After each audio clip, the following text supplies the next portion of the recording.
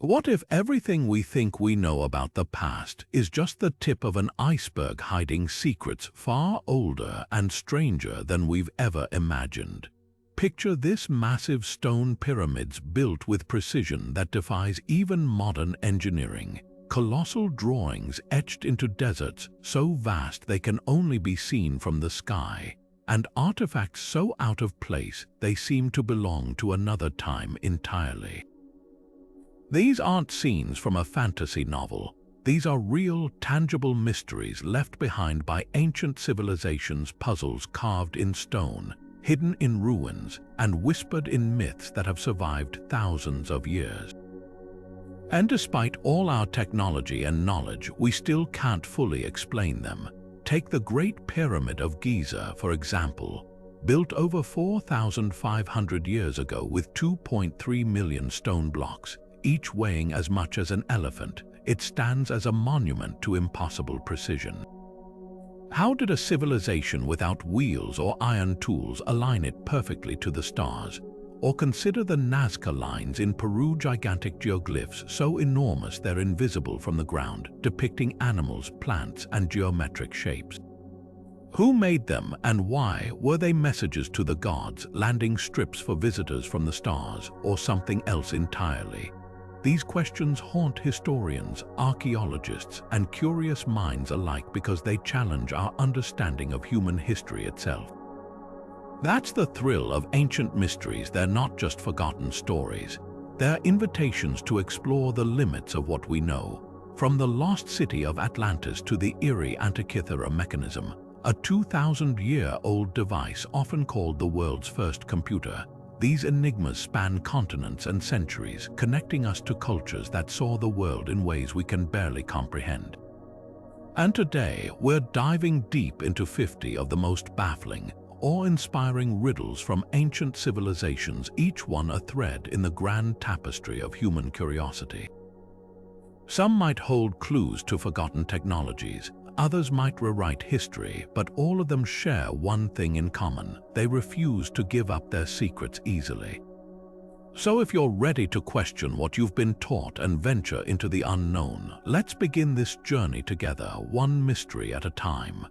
The Great Pyramids of Giza stand as silent, towering witnesses to an engineering feat that defies logic even today. Built more than 4,500 years ago, these colossal structures were assembled with such precision that modern architects still scratch their heads in disbelief. Each stone block, some weighing as much as 80 tons, was cut, transported, and placed with millimeter-perfect accuracy, all without the use of wheels, iron tools, or even the modern concept of the wheelbarrow. So how did an ancient civilization achieve what would challenge even today's construction teams armed with cranes and lasers? One prevailing theory suggests massive ramps spiraled around the pyramid as it rose, allowing workers to drag the stones upward. But here's the catch: no evidence of such ramps has ever been found. Another idea proposes internal ramps hidden within the pyramid structure, yet this too remains unproven. Then there's the water shaft hypothesis, where canals may have floated the blocks into place, but again, the proof is as elusive as the method itself. And let's not forget the most tantalizing theory of all, that advanced, perhaps even extraterrestrial, knowledge was involved.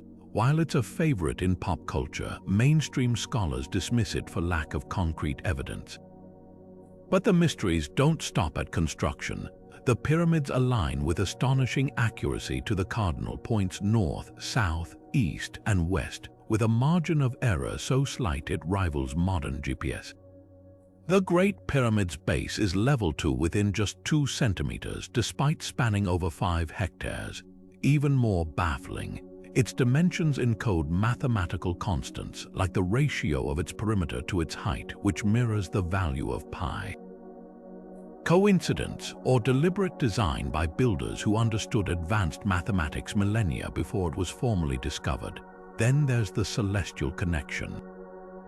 The pyramid's layout mirrors the stars in Orion's belt, a constellation sacred to the ancient Egyptians. Was this intentional, reflecting their belief in the heavens, or is there a deeper, lost astronomical knowledge embedded in these stones? Even the materials raise questions: limestone from quarries miles away, granite hauled from even farther, all transported across a desert with no known technology to explain how. Every layer of the pyramid's design whispers secrets we've yet to fully decipher. Were they just tombs for pharaohs or something more? Power plants, cosmic antennas, or repositories of lost wisdom? The truth may lie buried beneath the sands of time, waiting for that one breakthrough to rewrite history. For now, the pyramids remain the ultimate riddle, a testament to human ingenuity, or perhaps to forces we still don't understand. Moving from the sun-baked sands of Egypt to the rolling green hills of England, we encounter another ancient marvel that has baffled researchers for centuries: Stonehenge.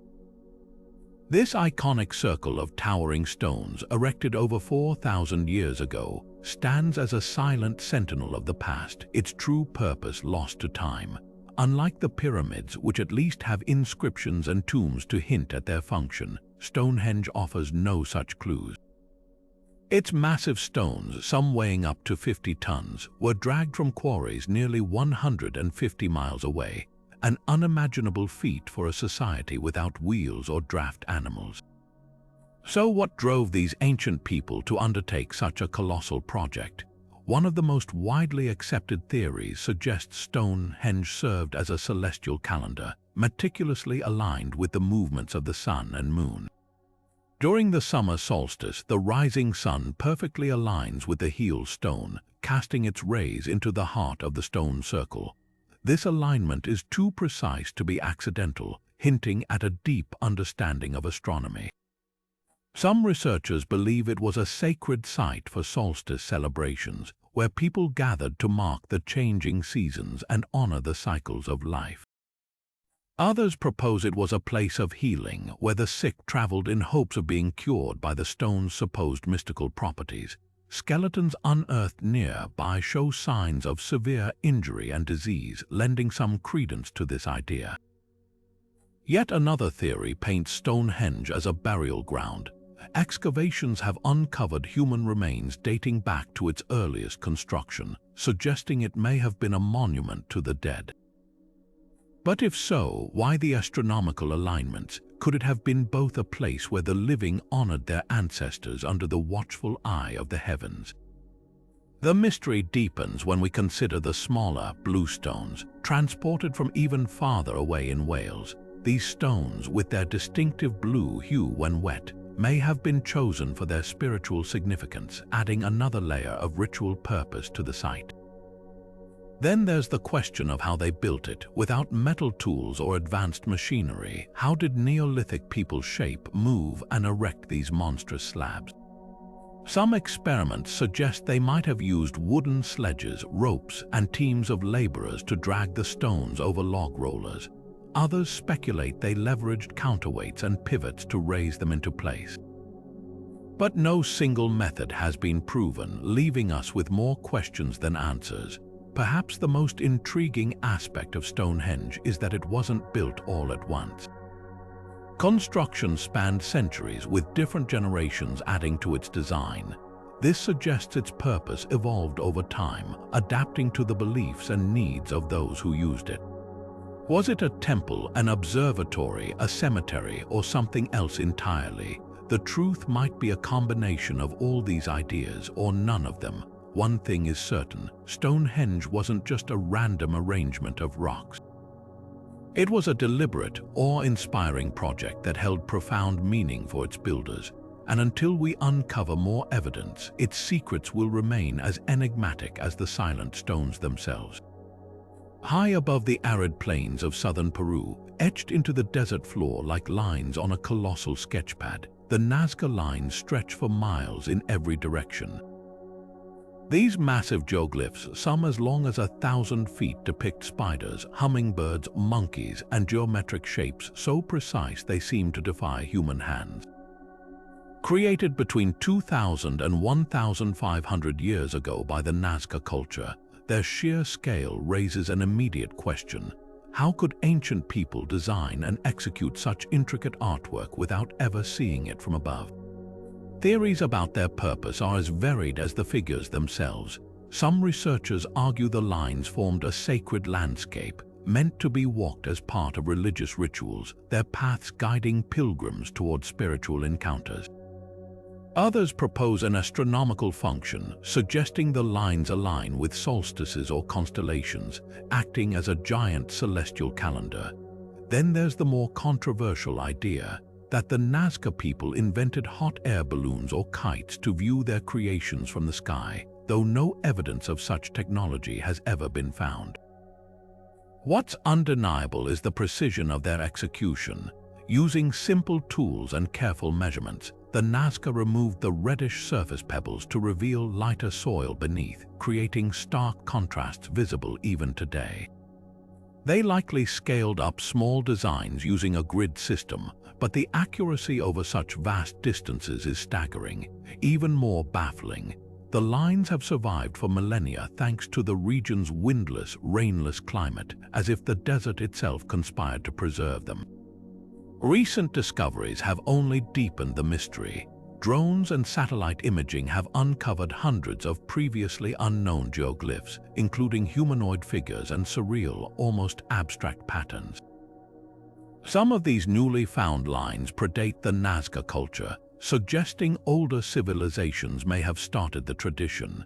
Even more intriguing, certain glyphs appear to mark underground water sources, hinting at a practical purpose tied to survival in this harsh landscape. But perhaps the most haunting question isn't how or why they were made, but who they were meant for. Were they messages to the gods, prayers for rain, or signals to something or someone else? The lines remain eerily silent, their creators long gone, leaving us to wonder if we'll ever truly decipher their secrets. For now, they endure as one of history's most enigmatic art galleries, painted not on walls but on the very skin of the earth. The once thriving cities of the Maya civilization now stand as silent ruins, swallowed by jungles and haunted by unanswered questions. At the height of their power between the years 250 and 900, the Maya built towering pyramids, developed a sophisticated calendar system, and mastered astronomy with startling accuracy. Then, seemingly overnight, their great urban centers like Tikal, Palenque, and Kapon were abandoned. The bustling plazas fell quiet, the temples crumbled, and a civilization that had flourished for centuries vanished into history. What catastrophic force could have brought down such an advanced society? Climate change emerges as one of the leading suspects. Tree ring data reveals a series of brutal droughts struck the region during the 9th century, crippling agriculture in an area where water was already scarce. Imagine entire reservoirs drying up, crops withering in the fields, and famine spreading through densely populated cities.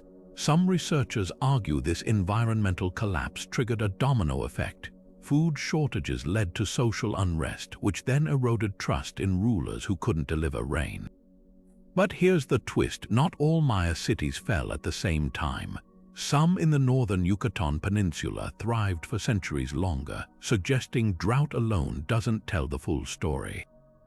Warfare may have played an equally devastating role. Inscriptions on monuments shift from celebrating cosmic events to boasting of captive taking and city burnings. Skeletons uncovered in mass graves show signs of violent death, and fortifications appear around once peaceful centers. Could infighting among rival city-states have fractured the civilization? Or did external invaders, perhaps from central Mexico, deliver the final blow? The evidence is tantalizing but incomplete, like piecing together a battlefield where the weapons are long gone. Then there's the enigma of political collapse. Maya kings claimed divine authority, linking their rule to the gods themselves. But what happens when faith in those rulers evaporates? Some cities show signs of deliberate destruction, monuments defaced, palaces burned, as if the people revolted against their leaders. A society built on intricate rituals and cosmic order might have unraveled when that order failed. Yet even this theory struggles to explain why some cities were abandoned peacefully. their buildings left intact as if awaiting inhabitants who never returned. Perhaps the most haunting clue lies in the Maya's own records. Their final hieroglyphic inscriptions speak not of catastrophe, but of mundane events, royal anniversaries, calendar cycles, right up until the carvings suddenly stop. It's as if the scribes set down their tools mid-sentence, leaving history half-written. Today, descendants of the Maya still live in the region, preserving fragments of their ancestors' language and traditions. But the grand cities, those remain ghostly puzzles, their empty corridors echoing with theories we can't yet prove. The truth may lie buried beneath centuries of jungle growth, waiting for the next breakthrough to reveal what really happened when one of history's greatest civilizations walked away from its own glory. Hidden in the vaults of Yale University's Voynich Library lies a book unlike any other, a manuscript so baffling that it's been called the most mysterious document in the world. The Voynich Manuscript, named after the book dealer who acquired it in 1912, is a 240-page enigma written entirely in an unknown script, accompanied by bizarre illustrations of plants that don't exist, celestial diagrams with no clear meaning, and nude women bathing in what appears to be green liquid. For over a century, cryptographers, linguists, and historians have tried, and failed, to crack its code. Even the top codebreakers of World War II, who deciphered Nazi communications, threw up their hands in frustration. So what makes this manuscript so impenetrable? First, there's the writing itself, a flowing, elegant script with characters never seen before or since. Statistical analysis suggests it follows linguistic patterns, with word lengths and repetitions resembling real languages, yet no one has matched it to any known alphabet or cipher. Some theories claim it's an elaborate hoax, but modern carbon dating places its creation between 1400 and 1430, long before the incentive to forge such a thing existed. Others argue it's a lost language, a secret code, or even an attempt to transcribe a forgotten dialect phonetically. But without a Rosetta Stone-like key, every attempt at translation collapses into guesswork. Then there are the illustrations, which only deepen the mystery. Herbal pages depict plants with twisted roots and leaves that don't match any known species. Are they imaginary, extinct, or encrypted symbols? Astronomical sections show constellations that don't align with any recognized celestial maps, while biological drawings of interconnected tubes and strange fluids hint at alchemy or early medical theories. One section, dubbed the balneological pages, features women submerged in green pools connected by intricate plumbing, sparking wild speculation about ritual baths, chemical processes, or even fantastical depictions of a microscopic world invisible to the naked eye.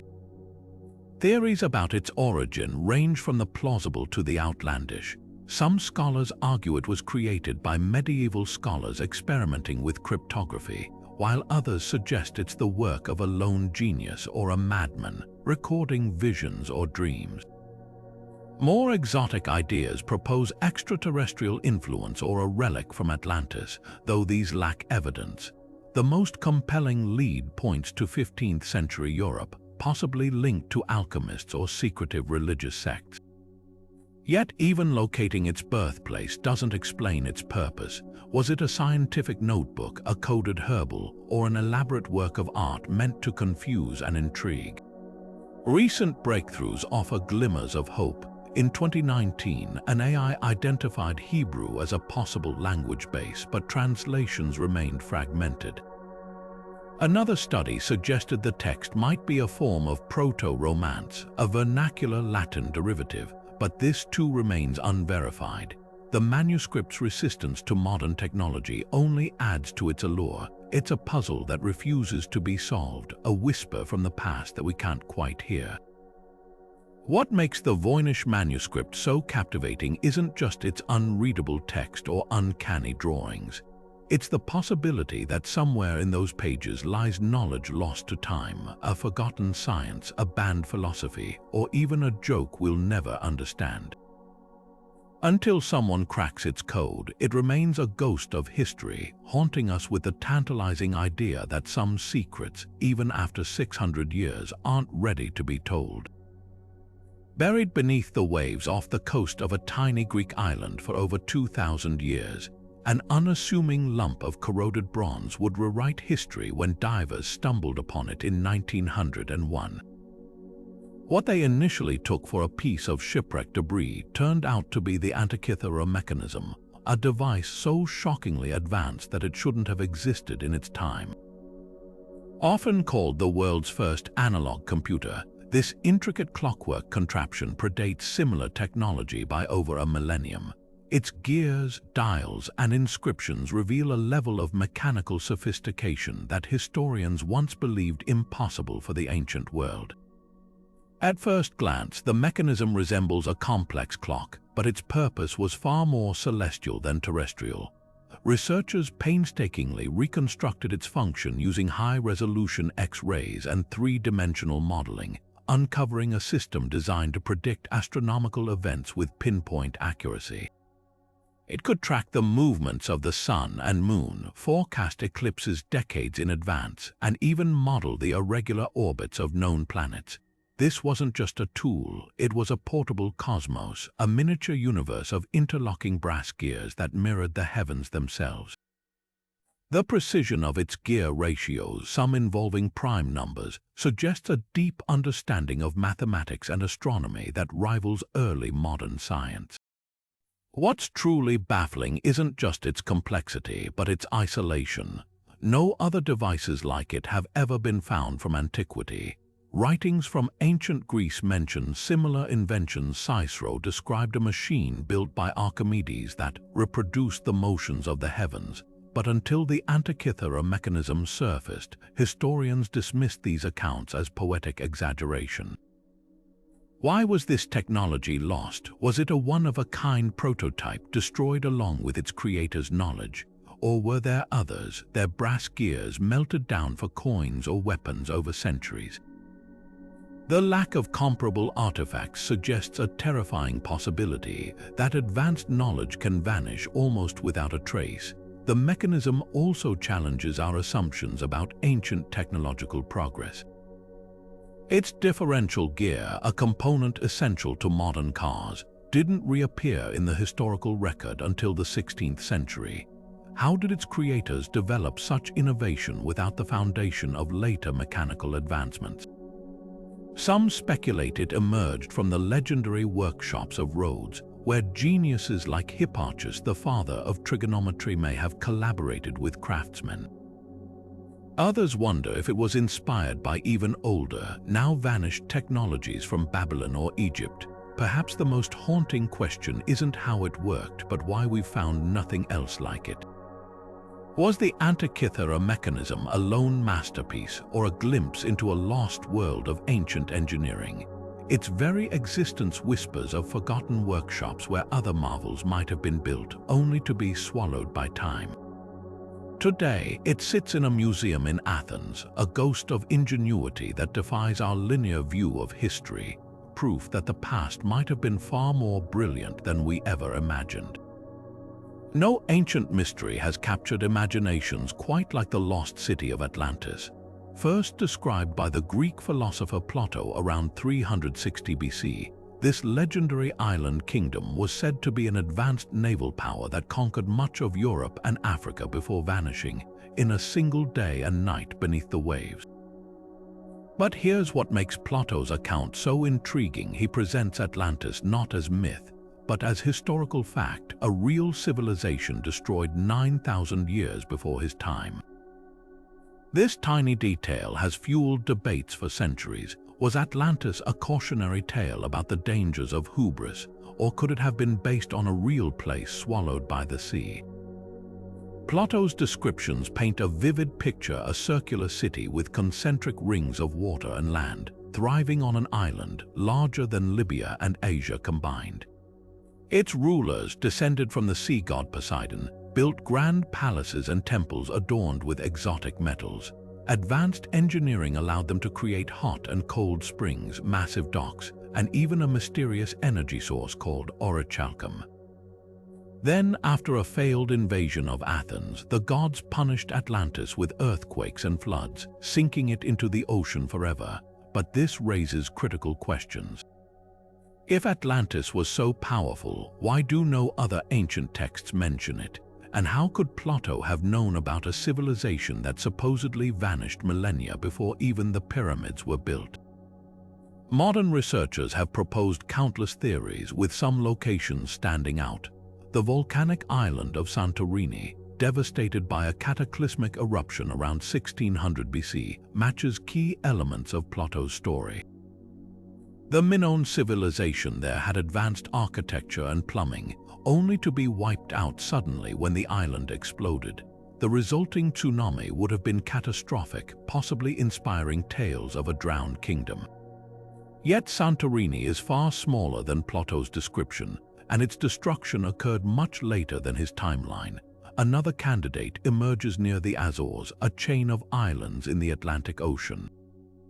Satellite imagery has revealed underwater structures resembling man-made pyramids, fueling speculation about a sunken city. Geological studies show parts of the Azores Plateau were above water during the last ice age, potentially supporting human habitation. But without physical artifacts, these formations could just be unusual rock formations shaped by nature. Then there's the controversial Doggerland hypothesis, a vast plain now submerged beneath the North Sea that once connected Britain to mainland Europe. Around 6000 BC, rising seas swallowed this fertile land, possibly displacing advanced prehistoric cultures. While it fits the lost civilization narrative, no evidence suggests these societies matched Atlantis' sophistication.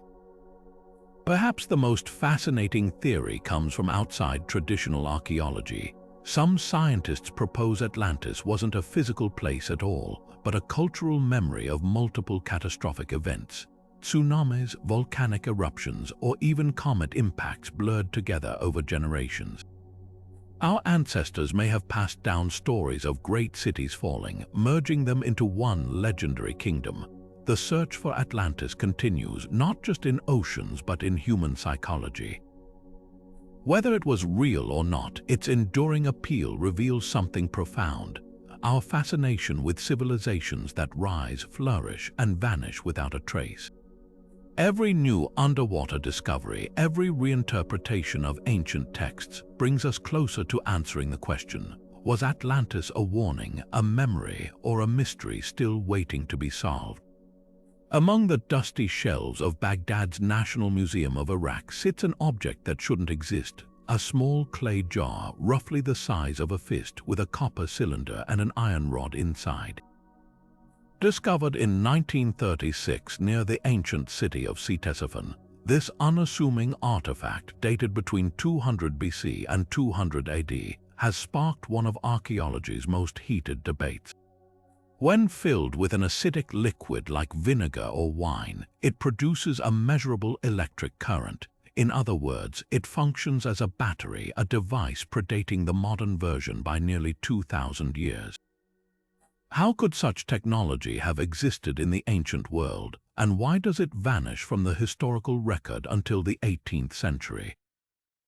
The so-called Baghdad Battery, sometimes called the Parthian Battery after the empire that ruled the region at the time, consists of three key components: the clay jar acting as an insulator, the copper cylinder serving as a cathode, and the iron rod as an anode. Experiments have shown that with an electrolyte solution, it can generate up to 2 volts of electricity, not enough to power a light bulb but sufficient for small-scale applications. So what would an ancient civilization need with electricity? One leading theory suggests these batteries were used for electroplating, coating objects with thin layers of precious metals. Artifacts from the same period show gilded objects with plating so fine it's hard to replicate even today without modern techniques. Could the ancients have stumbled upon electrochemistry long before it was formally understood? But not everyone is convinced. Skeptics argue the jar might have been a storage vessel for sacred scrolls, with the iron and copper acting as protective seals. Others propose it was part of a medical toolkit delivering small shocks for pain relief, an ancient version of electrotherapy, the biggest hurdle to the battery theory. No wires or conductors have ever been found alongside these jars. Without a complete circuit, how could they have been practically used? And if they were so revolutionary, why are there no records or larger-scale examples? Intriguingly, similar devices appear in other ancient cultures. Texts from Egypt describe lightning in a jar, while Roman artifacts include silver-coated objects that suggest possible electroplating. The real mystery isn't just the Baghdad battery itself, but the possibility that early experimentation with electricity was more widespread than we've acknowledged. If these were batteries, their disappearance might reflect a common pattern in history where knowledge is lost due to war, cultural collapse, or simply lack of need. After all, without a concept of electricity's broader potential, why would anyone preserve or develop such a niche tool? What makes the Baghdad battery so captivating isn't just the question of what it was, but what it represents, a tantalizing glimpse of alternate technological paths. Were the ancients closer to understanding forces we consider modern than we've ever imagined? Or is this just a case of coincidence, a clever container misread through the lens of our own inventions? Until new evidence emerges, the jar remains a silent enigma, a spark of possibility in the shadows of history. On a remote speck of land in the Pacific Ocean, over 800 giant stone figures stand guard along the coastlines, their hollow eyes staring endlessly across the waves, the Moai of Easter Island. These towering statues, some weighing up to 80 tons and towering over 30 feet tall, were carved from volcanic rock by a civilization with no metal tools, no wheels, and no draft animals. How did the Rapa Nui people accomplish such a feat on this isolated island, and what drove them to create these monolithic guardians in the first place? The process began at Roanoke, a volcanic quarry where the Moai were chiseled directly from the mountainside. Using nothing but stone tools called toki, workers painstakingly carved the figures lying on their backs, then detached them from the rock and lowered them down the slopes. The real mystery begins with how they transported these colossal statues up to 11 miles across rough terrain to their final platforms called ahu. Early explorers theorized the islanders used wooden sledges and log rollers, but experiments showed this would require vast amounts of timber, something Easter Island notoriously lacked by the time Europeans arrived. This led to one of the most fascinating theories: the statues walked. Oral traditions passed down by the Rapa Nui people describe the Moai moving with a rocking motion guided by ropes. In 2012, archaeologists tested this idea by replicating the process. Teams used 3 sturdy ropes, one on each side and one at the back, to tilt and pivot a concrete Moai copy forward in a controlled shuffle. Not only did it work, but it also aligned with local legends. Yet critics argue this method would have caused significant damage to the statue's bases, which many transported Moai surprisingly lacked. But the bigger enigma isn't just how they moved them, it's why. The dominant theory suggests the Moai represented deified ancestors, serving as spiritual protectors for villages.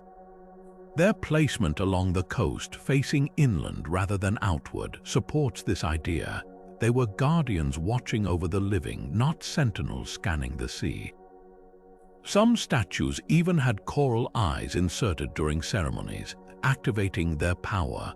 But here's where the mystery deepens. By the time Europeans arrived in the 18th century, many Moai had been toppled, often face down, and the society that built them was in collapse. What went wrong? The most haunting explanation points to ecological disaster.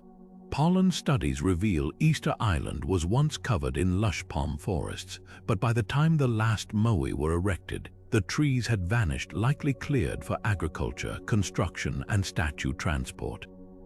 Without wood, the islanders couldn't build fishing canoes, leading to food shortages. Soil erosion from deforestation crippled farming. The result, a society fractured by resource wars. Moai construction abruptly stopped, and clans began tearing down each other's statues in a symbolic dismantling of rival power. Yet recent research complicates this narrative. Some scholars argue the downfall was more nuanced, a combination of European contact, introduced diseases, and slave raids that decimated the population.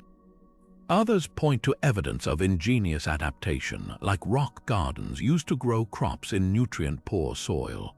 The truth may lie somewhere in between, a civilization that achieved incredible feats, pushed its environment to the brink, then found ways to survive despite the odds. The silent Moai remain frozen in time, their unfinished brethren still lying in the quarry as if waiting for hands that never returned. They stand as a testament to human creativity and a warning about the fragile balance between ambition and sustainability. Whether they walked, slid, or were carried, their journey across the island mirrors our own, striding forward with determination, never quite knowing what lies ahead. In the vast, windswept deserts of China's Tarim Basin, archaeologists made a discovery that upended everything we thought we knew about ancient migration. A collection of mummies so perfectly preserved their eyelashes and hair still looked freshly groomed. But it wasn't just their condition that stunned researchers. These mummies, dating back as early as 1800 BC, had strikingly Caucasian features, high cheekbones, long noses, and even blonde or red hair. Their presence in the heart of Asia defies the long-held belief that this region was exclusively inhabited by East Asian peoples during this period. Who were these strangers, and how did they end up thousands of miles from where their genetics suggest they belonged? The most famous of these mummies is the so-called Beauty of Lulan, a woman buried with delicate woven clothing and leather boots, her auburn hair still braided. Nearby, the Chechen man was found in a vibrant red tunic and patterned leggings, his face frozen in an almost serene expression. Their clothing, woven from wool and decorated with intricate patterns, resembles textiles found in ancient Europe more than anything from early China. Even their burial customs stand out. Some were laid to rest in boat-shaped coffins in the middle of a desert, a practice with no clear parallel in the region. Genetic testing has only deepened the mystery. DNA analysis reveals these individuals shared ancestry with Bronze Age populations from the Black Sea region, modern-day Ukraine, and even Scandinavia. This suggests a westward migration far earlier and more extensive than historians previously imagined. Some scholars theorize they were part of the Tocharian peoples, an Indo-European group known from later texts who traded along the Silk Road. Others propose they represent a lost branch of the Yamnaya culture, nomadic herders who spread across Eurasia. But if so, what brought them to this remote corner of the world? And why did their genetic legacy seemingly vanish from the region by the time of the Han Dynasty? The artifacts buried with them add another layer of intrigue. Cheese was found alongside some mummies, the oldest known example in the world, hinting at dairy practices uncommon in ancient East Asia. Their tools and weapons show stylistic links to both Europe and Siberia, while their language, inferred from inscriptions, may belong to the Tocharian branch of Indo-European. Yet despite these foreign connections, they appear to have lived peacefully alongside neighboring cultures, with no evidence of large-scale conflict.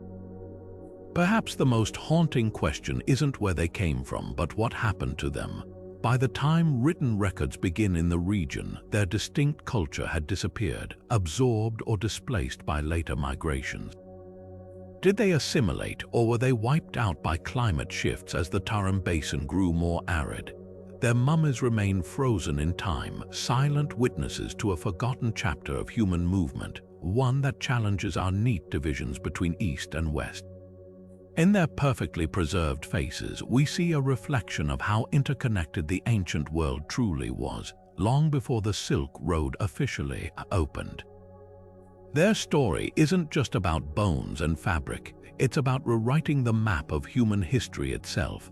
Stretching across the French countryside in eerie, precise rows, the Karnak stones form one of Europe's most enigmatic prehistoric landscapes.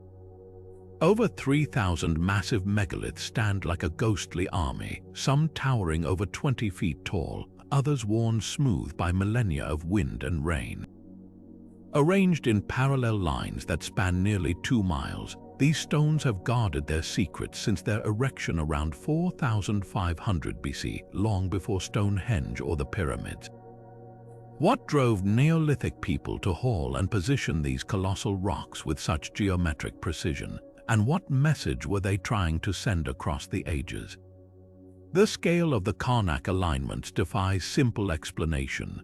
Unlike solitary standing stones or circular henges, these monuments form intricate patterns, some rows straight as arrows, others curving or fanning out like frozen waves. Local folklore claims that a Roman legion turned to stone by a wizard, but archaeologists have uncovered a far more intriguing truth. The stones align with celestial events, particularly the rising and setting of the sun during solstices. At dawn on the summer solstice, sunlight slices perfectly between key stones, suggesting they functioned as a gigantic calendar or observatory. But here's the twist: not all rows point to astronomical markers. Some seem randomly placed, while others mirror underground water sources or geological faults. Could they have served multiple purposes, marking sacred landscapes, tracking time, and even channeling unseen energies? Theories about their ritual significance are equally compelling. Excavations reveal burials and cremation sites nearby, hinting at funeral processions where the dead were carried between the stones. Some researchers believe the alignments guided ceremonial walks, transforming physical movement into a spiritual journey. Others propose the stones acted as symbolic boundaries, separating the realm of the living from the world of spirits. The presence of carved symbols, rare but enigmatic, suggests they held meaning beyond mere function. A few stones bear serpent-like grooves or cup marks, possibly representing deities or ancestral spirits. Yet without written records, their true symbolism remains just out of reach. Then there's the mystery of construction. How did Neolithic farmers, with no metal tools or wheeled carts, transport these multi-ton stones from quarries miles away? Experiments show wooden sledges and rollers could move them, but organizing thousands into precise rows would require staggering coordination. The absence of nearby settlements deepens the puzzle. Were these built by seasonal gatherings of distant tribes or by a centralized authority we've yet to discover? Even more perplexing is the lack of later imitations. Unlike pyramids or circles, Karnak's linear design seems unique, a cultural flash preserved in stone. Today, the Karnak stones endure as a silent cipher. Were they temples under open skies, cosmic clocks, or something far more mysterious? The stones refuse to say, standing mute as the centuries roll by. What's certain is that their creators saw the world in ways we're only beginning to glimpse. A world where earth and sky, the living and the dead, were woven together in ways we've forgotten how to read. As the Breton mists swirl around these ancient sentinels, one thing becomes clear. Some messages aren't meant to be decoded quickly. They're whispers across time, waiting for the right moment to be heard. Baked into small clay tablets and etched onto delicate seals, the symbols of the Indus Valley Script have kept their secrets for over 4,000 years. This ancient writing system, used by one of the world's earliest urban civilizations, remains one of linguistics' greatest unsolved puzzles. Found across thousands of artifacts, from pottery fragments to intricate stone seals, the script's elegant, almost pictographic characters hint at a sophisticated society that flourished along the banks of the Indus River around 2500 BC. But unlike Egyptian hieroglyphs or Mesopotamian cuneiform, which were cracked using bilingual inscriptions like the Rosetta Stone, the Indus script stands stubbornly silent. No one has ever found a key to unlock its meaning, leaving us to wonder what stories, laws, or wisdom might be trapped in those unreadable lines. The script's complexity is both its allure and its frustration. With over 400 distinct symbols, some appearing in careful sequences, it clearly follows grammatical rules. but without a single lengthy text to study, decipherment feels like trying to solve a crossword puzzle with only a handful of clues. Most inscriptions are shockingly short, averaging just 5 characters, with the longest topping out at 26. This brevity suggests they might have served as labels, owner's marks, or ritual phrases rather than detailed records. But here's what's fascinating. Statistical analysis reveals patterns similar to known languages, with certain symbols appearing frequently at the start of sequences and others clustering at the ends, much like verbs or nouns. Some researchers even argue it could represent an early form of Dravidian, the language family still spoken in southern India today, though this remains hotly debated. Then there's the cultural context. The Indus Valley civilization was remarkably advanced, with planned cities featuring grid layouts, underground drainage systems, and standardized weights and measures. Their artifacts show trade networks stretching from Mesopotamia to Central Asia. Such a society would need writing for administration, trade, or religious texts, but without decipherment, we're left guessing. Are these symbols economic records of grain shipments, prayers to forgotten gods, or even the earliest examples of poetry in human history? The seals themselves add another layer of mystery, often depicting animals like unicorns, likely stylized bulls, and what appear to be deity-like figures. Could the script be naming these beings or narrating myths lost to time? Decoding efforts have faced staggering obstacles. Unlike Egypt or Mesopotamia, no royal libraries or monumental inscriptions survive. The script also lacks obvious numerical signs or pictorial representations of everyday objects, making comparisons to other ancient writing systems nearly impossible. Even the direction of writing is unclear. Did it flow right to left, left to right, or even alternate like Boustrophedon in early Greek? Modern technology offers glimmers of hope. Computer algorithms have identified potential grammatical structures, and machine learning has mapped symbol frequencies, but without a bilingual text or spoken language reference, progress crawls. Perhaps the most haunting possibility is that we might never crack it. The Indus civilization's decline around 1900 BC, possibly due to climate change or shifting rivers, left no direct descendants to preserve its language. If the script encodes a linguistic isolate, a language with no known relatives, decipherment could remain forever out of reach. Yet every scratched tablet and carved seal holds a whisper of that lost world, waiting for the day someone finally hears its voice. Until then, the script endures as both a monument to human ingenuity and a humbling reminder of how much history still sleeps beneath our feet.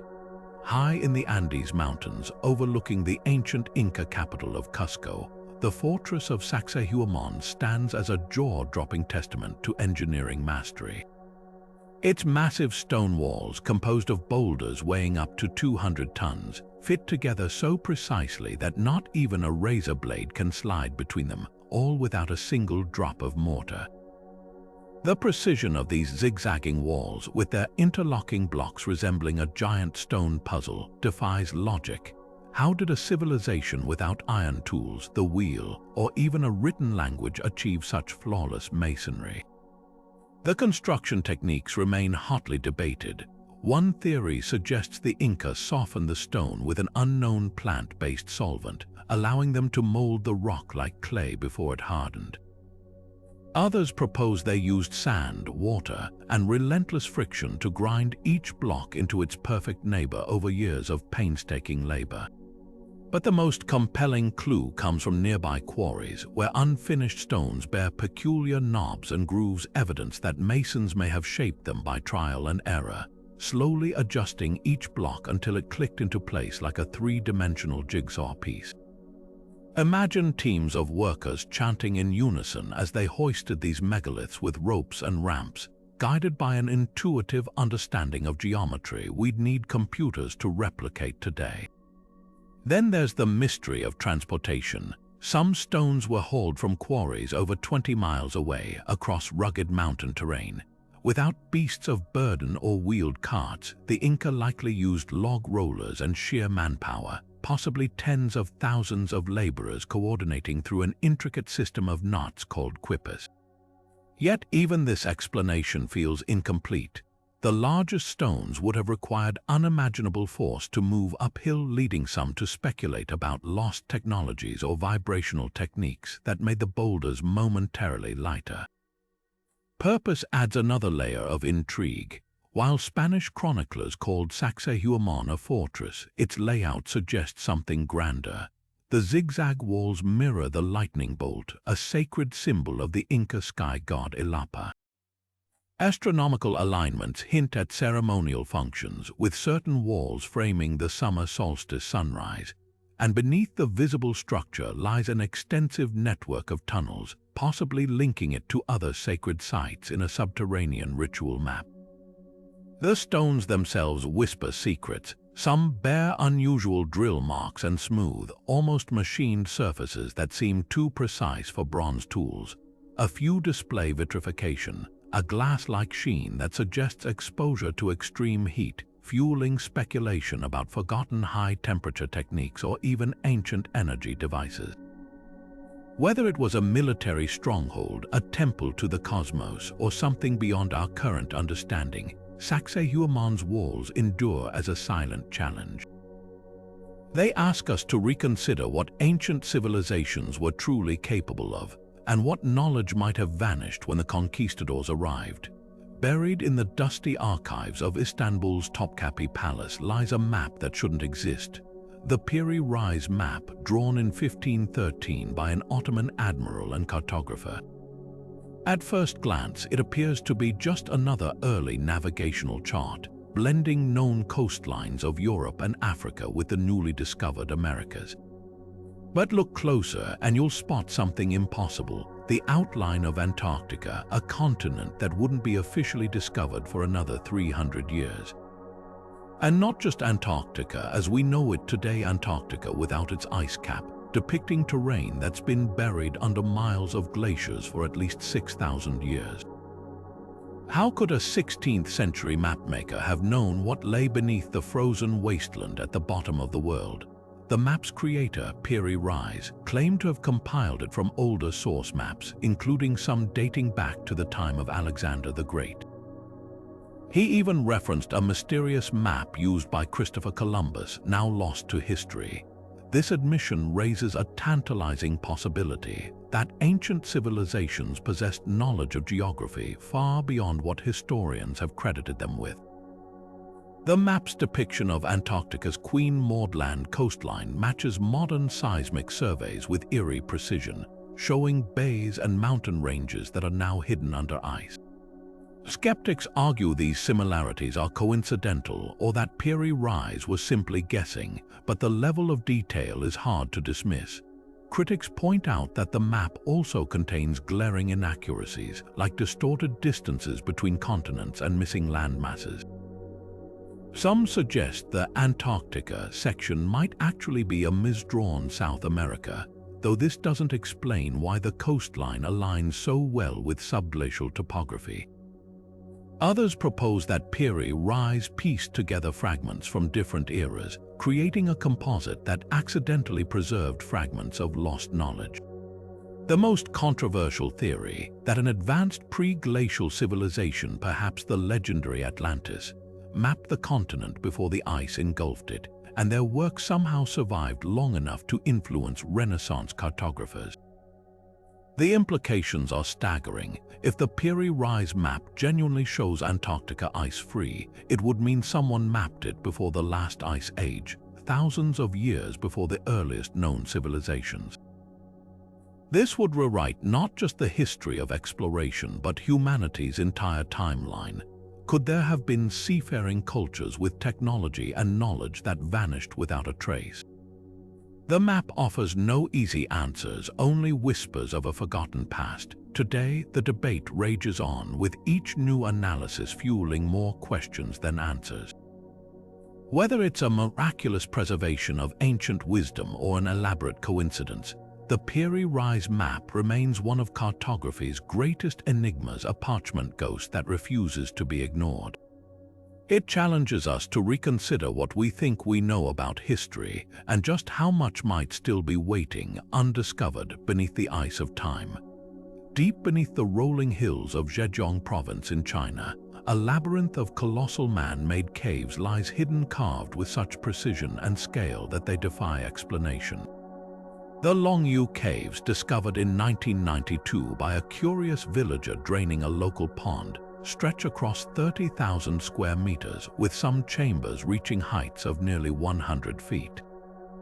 What stuns archaeologists isn't just their size, but the fact that these caves were meticulously chiseled by hand over 2,000 years ago, leaving behind smooth walls, uniform pillars, and intricate rock carvings, yet not a single historical document, tool, or even a speck of debris from their construction has ever been found.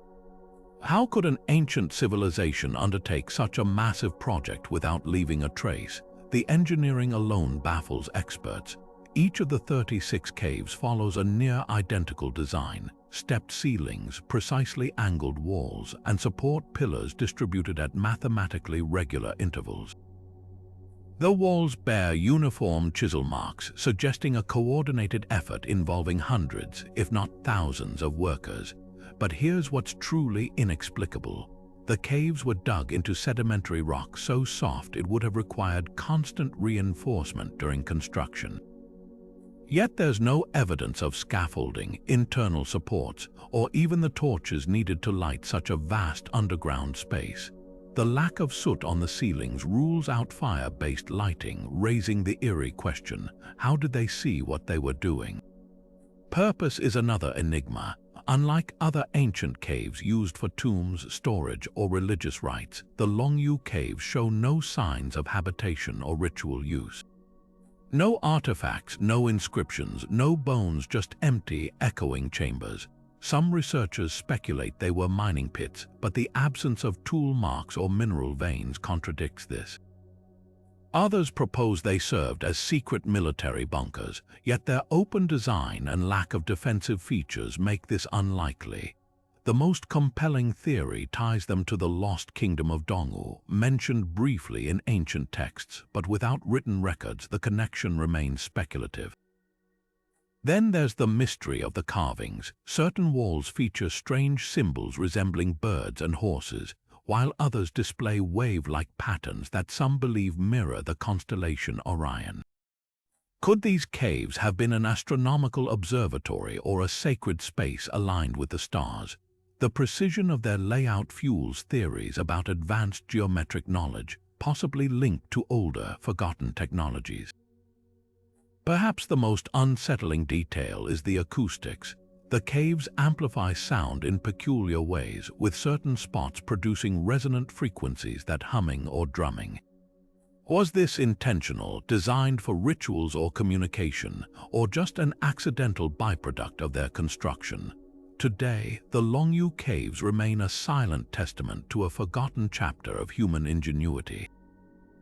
Were they a communal project, a royal whim, or something far more profound?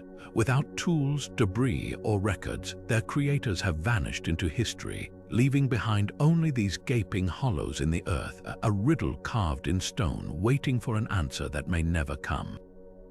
Perched on a windswept hill in southeastern Turkey, the ancient stones of Gobekli Tepe whisper a startling truth: humanity's first monumental temples weren't built by settled farmers, but by roaming hunter-gatherers over 11,000 years ago. This sprawling complex of circular enclosures, each anchored by massive T-shaped pillars carved with intricate animal reliefs, predates Stonehenge by 6 millennia and the Pyramids by 7. It's a discovery that shatters long-held assumptions about the dawn of civilization.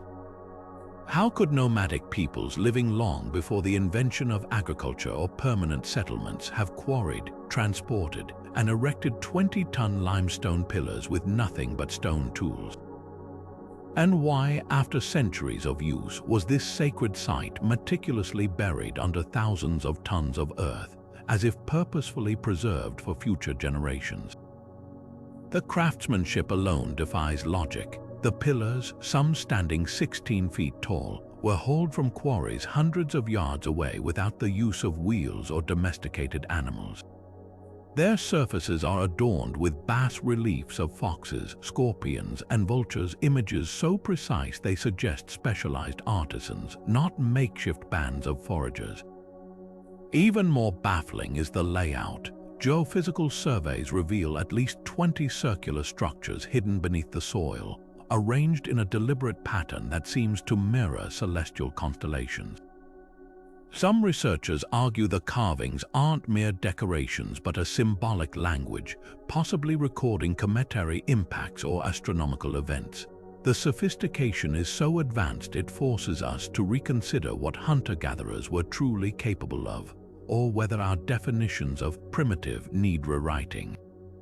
Then there's the mystery of its burial. Around 8000 BC, someone went to extraordinary lengths to inter the entire complex under layers of rubble and soil. This wasn't erosion or neglect, it was a deliberate act, almost ritualistic in its care. Broken tools and butchered animal bones found in the fill suggest a final feast or ceremony before sealing the site forever.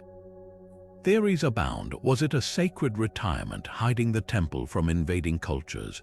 A way to kill a religious site whose power had waned? Or could it have been a time capsule meant to safeguard knowledge for a future era? The lack of domestic debris or residential structures nearby deepens the puzzle. Unlike later temples, Gobekli Tepe seems to have been a pilgrimage site, drawing people from vast distances to worship, then vanish back into the wilderness. What makes this site so revolutionary isn't just its age, but what it implies about human development. For decades, historians believed complex religion and monumental architecture emerged only after agriculture created surplus labor. Gobekli Tepe flips this script entirely. Here, it seems, collective worship may have come first, uniting scattered tribes in a shared vision that eventually spurred settlement and farming. The remains of wild wheat and early domesticated grains near the site hint that the temple's builders might have been the very pioneers of agriculture, cultivating crops to feed the laborers and pilgrims drawn to this spiritual hub.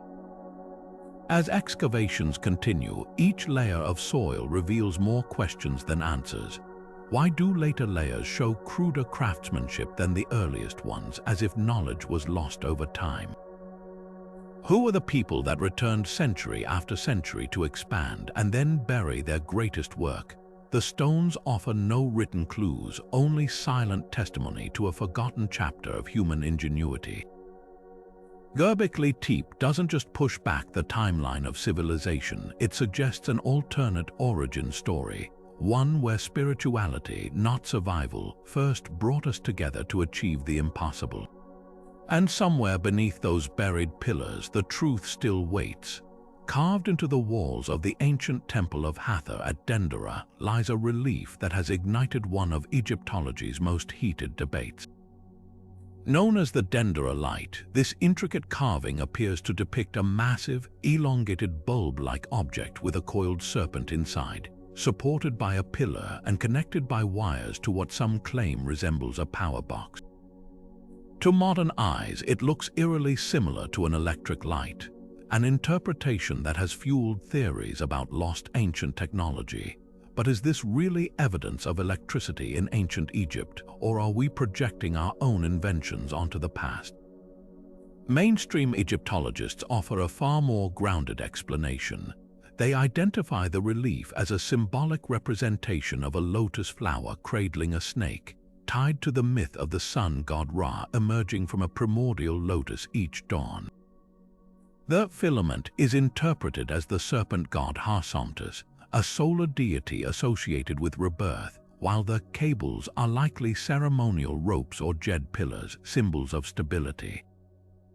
The entire scene fits neatly within the temple's broader iconography of creation myths and celestial cycles. After all, the Temple of Hathor was a center of worship, not an engineering manual, its walls adorned with spiritual allegories, not technical diagrams. Yet the alternative theories persist, driven by striking visual parallels. Proponents of the ancient technology hypothesis point to the Baghdad battery as potential proof that early civilizations experimented with electricity. They argue the Dendera relief shows a Crookes tube, an early type of electrical light with a snake representing plasma discharge. Some even suggest the temple's underground crypts, devoid of soot marks, could have been illuminated by such devices. But here's the catch: no physical remnants of these supposed light bulbs have ever been found, nor do any Egyptian texts describe electrical systems. Without concrete evidence, the theory relies heavily on subjective reinterpretation of art. The debate often hinges on context. Ancient Egyptian artisans frequently combined multiple symbols into composite images, blending the literal and the metaphorical. What looks like a bulb's glass enclosure might simply be the womb of the sky goddess Nut, while the wires could symbolize divine energy channels. Even the absence of soot in some chambers has practical explanations. Polished limestone surfaces could reflect sunlight from strategically placed mirrors, or priests might have used oil lamps with refined wicks to minimize residue. Perhaps the most compelling counterpoint lies in the relief's companions. Surrounding carvings show nearly identical bulbs sprouting from lotus flowers, some with human faces inside, clear mythological motifs, not technical schematics. If these were blueprints for lighting, why would they appear alongside unmistakable religious imagery? The temple's artists left detailed records of rituals and offerings. Had they possessed electrical knowledge, wouldn't there be more explicit references? The Dendera light endures as a Rorschach test of history. To some, it's undeniable proof of forgotten ingenuity. To others, a case of pareidolia, seeing patterns where none exist. What's undeniable is how it challenges us to question our assumptions. When we encounter the unfamiliar, do we jump to advanced technology, or might we be overlooking the richness of ancient symbolism? The truth likely lies not in the extremes, but in the nuanced space between a reminder that the past often speaks in metaphors, not schematics. And until new evidence emerges, the walls of Dendera will keep their secrets glowing with mystery under the modern eye. Scattered across the rolling hills and dense jungles of northern Laos, thousands of ancient stone jars lie in silent clusters, some standing tall as a person, others half-buried like forgotten sentinels. Known as the Plain of Jars, this sprawling archaeological enigma spans over 90 sites, each dotted with these massive carved vessels, some weighing several tons, crafted from sandstone, granite, and limestone. Dating back as early as 500 BC, their origins are as shrouded in mystery as their purpose. Who shaped these colossal jars, and why did they place them here, far from any known quarries or settlements? The most widely accepted theory suggests they served as burial urns. Excavations have uncovered human remains, pottery shards, and grave goods nestled inside or buried nearby, hinting at funerary rituals. Some jars contain bones stained with iron oxide, possibly from decomposed organic offerings or ceremonial practices. Yet this explanation doesn't account for all the jars. Many are empty, and their distribution seems too widespread for a single cultural tradition. Could they have been part of a broader mortuary landscape where bodies were left to decompose in the jars before secondary burial? Local legends add another layer, speaking of a race of giants who used the vessels to brew rice wine for victory celebrations. While poetic, these tales offer little concrete evidence. Another compelling idea ties the jars to water collection. Their placement along ancient trade routes and near natural waterways suggests they might have been reservoirs, storing monsoon rains for travelers or seasonal gatherings. The jars' narrow openings would reduce evaporation, while their sheer volume, some holding hundreds of gallons, could sustain communities during dry spells. But if so, why carve them from stone instead of using lighter, more portable materials? And why cluster them in remote areas rather than near villages? The effort required to shape and transport these monoliths seems disproportionate for mere water storage. The mystery deepens when examining the jar's construction. With no metal tools, how did their creators hollow out solid rock with such precision? Some show chisel marks consistent with iron implements, yet the oldest jars predate the region's known Iron Age. Even more puzzling are the stone discs occasionally found nearby, some carved with human or animal motifs. Were they lids, ritual objects, or territorial markers? The lack of inscriptions or recurring symbols leaves archaeologists grasping for clues. Adding to the intrigue is the site's dark modern history. During the secret war of the 1960s and 70s, American bombings littered the area with unexploded ordnance, rendering large sections inaccessible. Unexploded cluster munitions still hide among the jars, slowing research and claiming lives. This tragic overlay makes the Plain of Jars not just an archaeological puzzle, but a poignant reminder of how conflict can bury the past literally and figuratively under layers of debris. Today, the jars remain silent witnesses to a forgotten chapter of human ingenuity. Whether they held the dead, the rain, or something far more enigmatic, their true purpose may never be fully known. What's certain is that their creators invested staggering effort into these stone sentinels, ensuring their legacy would endure millennia. And as researchers cautiously clear more ground, each newly uncovered jar whispers the same tantalizing question: what secrets are you keeping? Among the fragile 2,000-year-old Dead Sea Scrolls discovered in the caves of Qumran, one stands apart, not for its religious wisdom, but for what it might have buried beneath the sands of time. The copper scroll, found in 1952, isn't written on parchment like the others. Instead, its text is etched onto thin sheets of copper, as if meant to withstand the ages. But here's what's truly extraordinary. This ancient document reads like a treasure map, listing 64 locations where unimaginable riches, tons of gold and silver, sacred temple vessels, even hidden manuscripts were supposedly stashed. And yet, not a single item from its inventory has ever been recovered. Was this a genuine inventory of lost wealth, an elaborate hoax, or something even more mysterious? The scroll's contents are maddeningly specific. It describes caches of treasure hidden in valleys, caves, and even beneath Jerusalem's streets, with measurements given in talents, an ancient unit equivalent to about 75 pounds of gold or silver. One passage details 17 talents of silver buried in a clay vessel under a staircase. Another mentions 80 bars of gold concealed in a tomb's third layer. These aren't mythical places like El Dorado. They're real, identifiable locations. Teams of archaeologists and treasure hunters have scoured the Judean desert for decades, following every clue, yet the earth refuses to yield its secrets. Why would someone go to the trouble of engraving such precise directions on indestructible copper, only for the treasures to remain unfound? Some scholars argue the copper scroll is a genuine record of the Second Temple's treasures, hidden before the Roman destruction of Jerusalem in 70 AD. The quantities mentioned align with historical accounts of the temple's wealth. Others propose it's a clever forgery or a symbolic text, perhaps tied to mystical traditions where treasure represents spiritual knowledge rather than physical gold.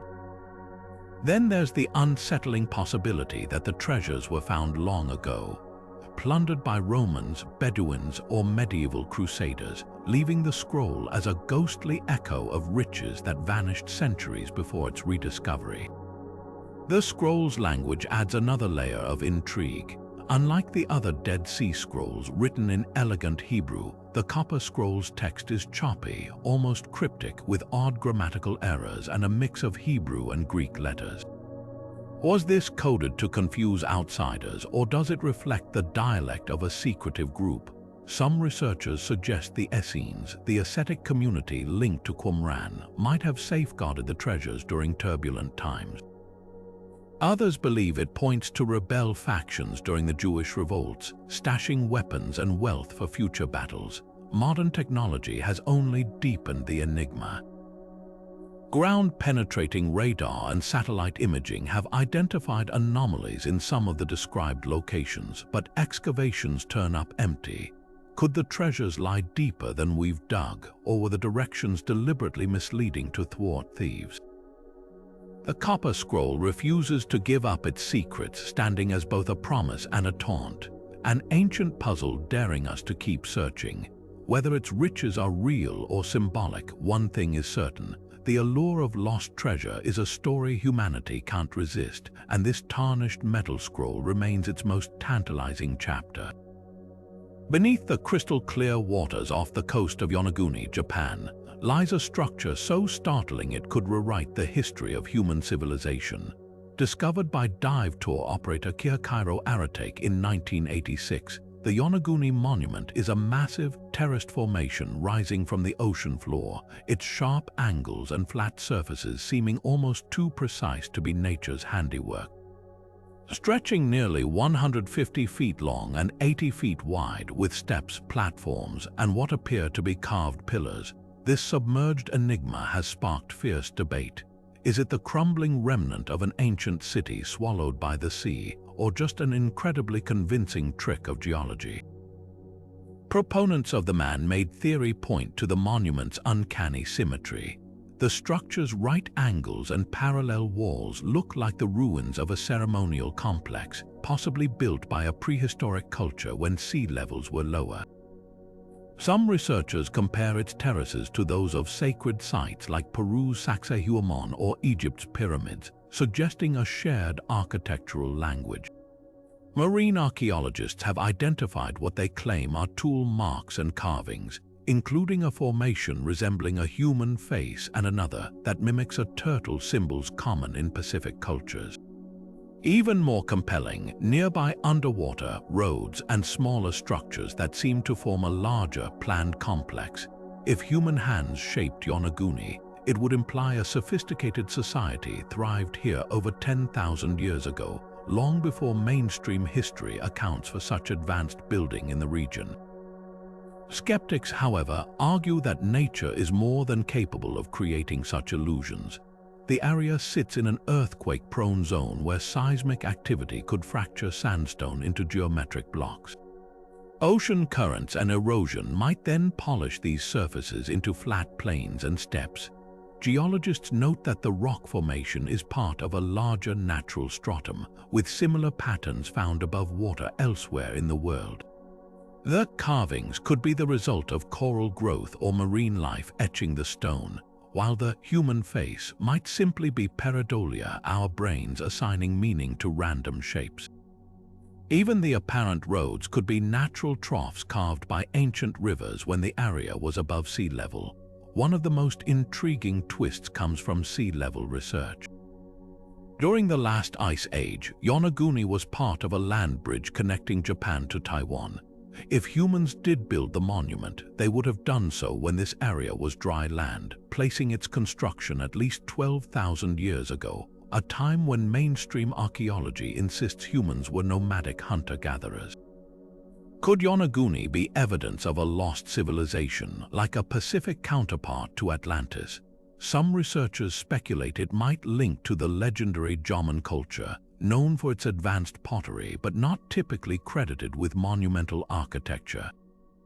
Diving deeper into the mystery reveals another layer: the monument's alignment. Certain features line up with solstice sunrises, a common trait in ancient sacred sites. Yet without inscriptions, artifacts, or clear dating evidence, the debate remains unresolved. Recent sonar mapping has revealed even more structures nearby, adding fuel to the controversy. Whether Yonaguni is a marvel of nature or a relic of human ambition, its silent presence challenges our assumptions about the past. Every dive into its shadowy corridors brings new questions, and until definitive proof emerges, it will remain one of the ocean's most captivating riddles, a ghostly silhouette on the border between geology and history. High in the Bolivian Andes, the ruins of Puma Punku defy everything we think we know about ancient engineering. Scattered across the site are massive stone blocks, some weighing over 100 tons, cut with such geometric precision that they look like they came from a modern machine shop. These aren't rough-hewn boulders, they're intricate puzzles of interlocking shapes featuring perfect right angles, smooth drilled holes, and grooves so precise they suggest the use of advanced tools. Yet radiocarbon dating places Puma Punku's construction at around 500 AD, a time when local cultures like the Tiwanaku are believed to have had only simple bronze chisels and stone hammers. So how did they achieve cuts that would challenge even today's diamond-tipped saws? The stones themselves tell a baffling story. Made from andesite and red sandstone, materials notorious for their hardness, many blocks feature complex notches and channels that interlock like pieces of a giant stone jigsaw. Some slabs have identical T-shaped slots spaced with millimeter-perfect consistency, as if mass-produced by machinery. Others display smooth, concave depressions that appear to have been carved with rotating tools, a technique mainstream archaeology insists didn't exist in the region until after Spanish colonization. The most enigmatic are the H-blocks, which resemble modern construction components with their flawless symmetry and recessed ports. These aren't just architectural features, they're evidence of a technical standard that seems centuries ahead of its time. Mainstream archaeologists argue that Puma Punku's builders used painstaking abrasion techniques, grinding the stone over generations with sand, water, and copper tools. Experiments show that with enough time and labor, these methods could produce sharp edges, but the scale of precision at Puma Punku strains credibility. The absence of tool marks or trial pieces on site only deepens the puzzle. If this was a workshop, where are the broken tools, the half-finished blocks, the debris? The site looks less like a construction zone and more like a prefabricated complex delivered and assembled by unseen hands. Alternative theories range from the plausible to the extraordinary. Some researchers propose the Tiwanaku possessed lost knowledge of vitrification using heat or chemicals to soften stone, temporarily allowing them to mold it like clay. Others point to oral traditions describing sky beings who shared advanced techniques, fueling speculation about extraterrestrial influence. But the most compelling clue might lie in the stone's alignment. Puma Punku's layout mirrors celestial patterns, particularly the Southern Cross constellation, suggesting its builders combined astronomical insight with engineering prowess we've yet to fully comprehend. Today, the ruins stand as a haunting question mark. Were they part of a temple, a fortress, or something else entirely? Earthquakes and looters have scattered the blocks like broken toys, leaving us to piece together a puzzle missing its instructions. One thing is certain, Puma Punku's stones aren't just relics of the past. They're a challenge, one that dares us to rethink the limits of ancient innovation and confront the uncomfortable truth that some chapters of history might still be waiting to be read. Buried in the archives of obscure archaeological lore lies a peculiar set of artifacts that could either rewrite human history or serve as one of its most elaborate hoaxes, the Dropa stones. According to a story that emerged in the 1930s, a Chinese archaeologist named Kai Pu-Te allegedly discovered 716 stone discs in a remote Himalayan cave near the Tibet border. These discs, roughly the size of vinyl records and etched with tiny, spiral grooves, were said to contain a message from extraterrestrial visitors who crash-landed on Earth 12,000 years ago. The tale has all the makings of a sci-fi legend, but the real mystery is whether there's any truth hidden beneath the layers of controversy. At the heart of the Dropa enigma is the claim that the grooves, when magnified, revealed microscopic hieroglyphs detailing the arrival of an alien race called the Dropa.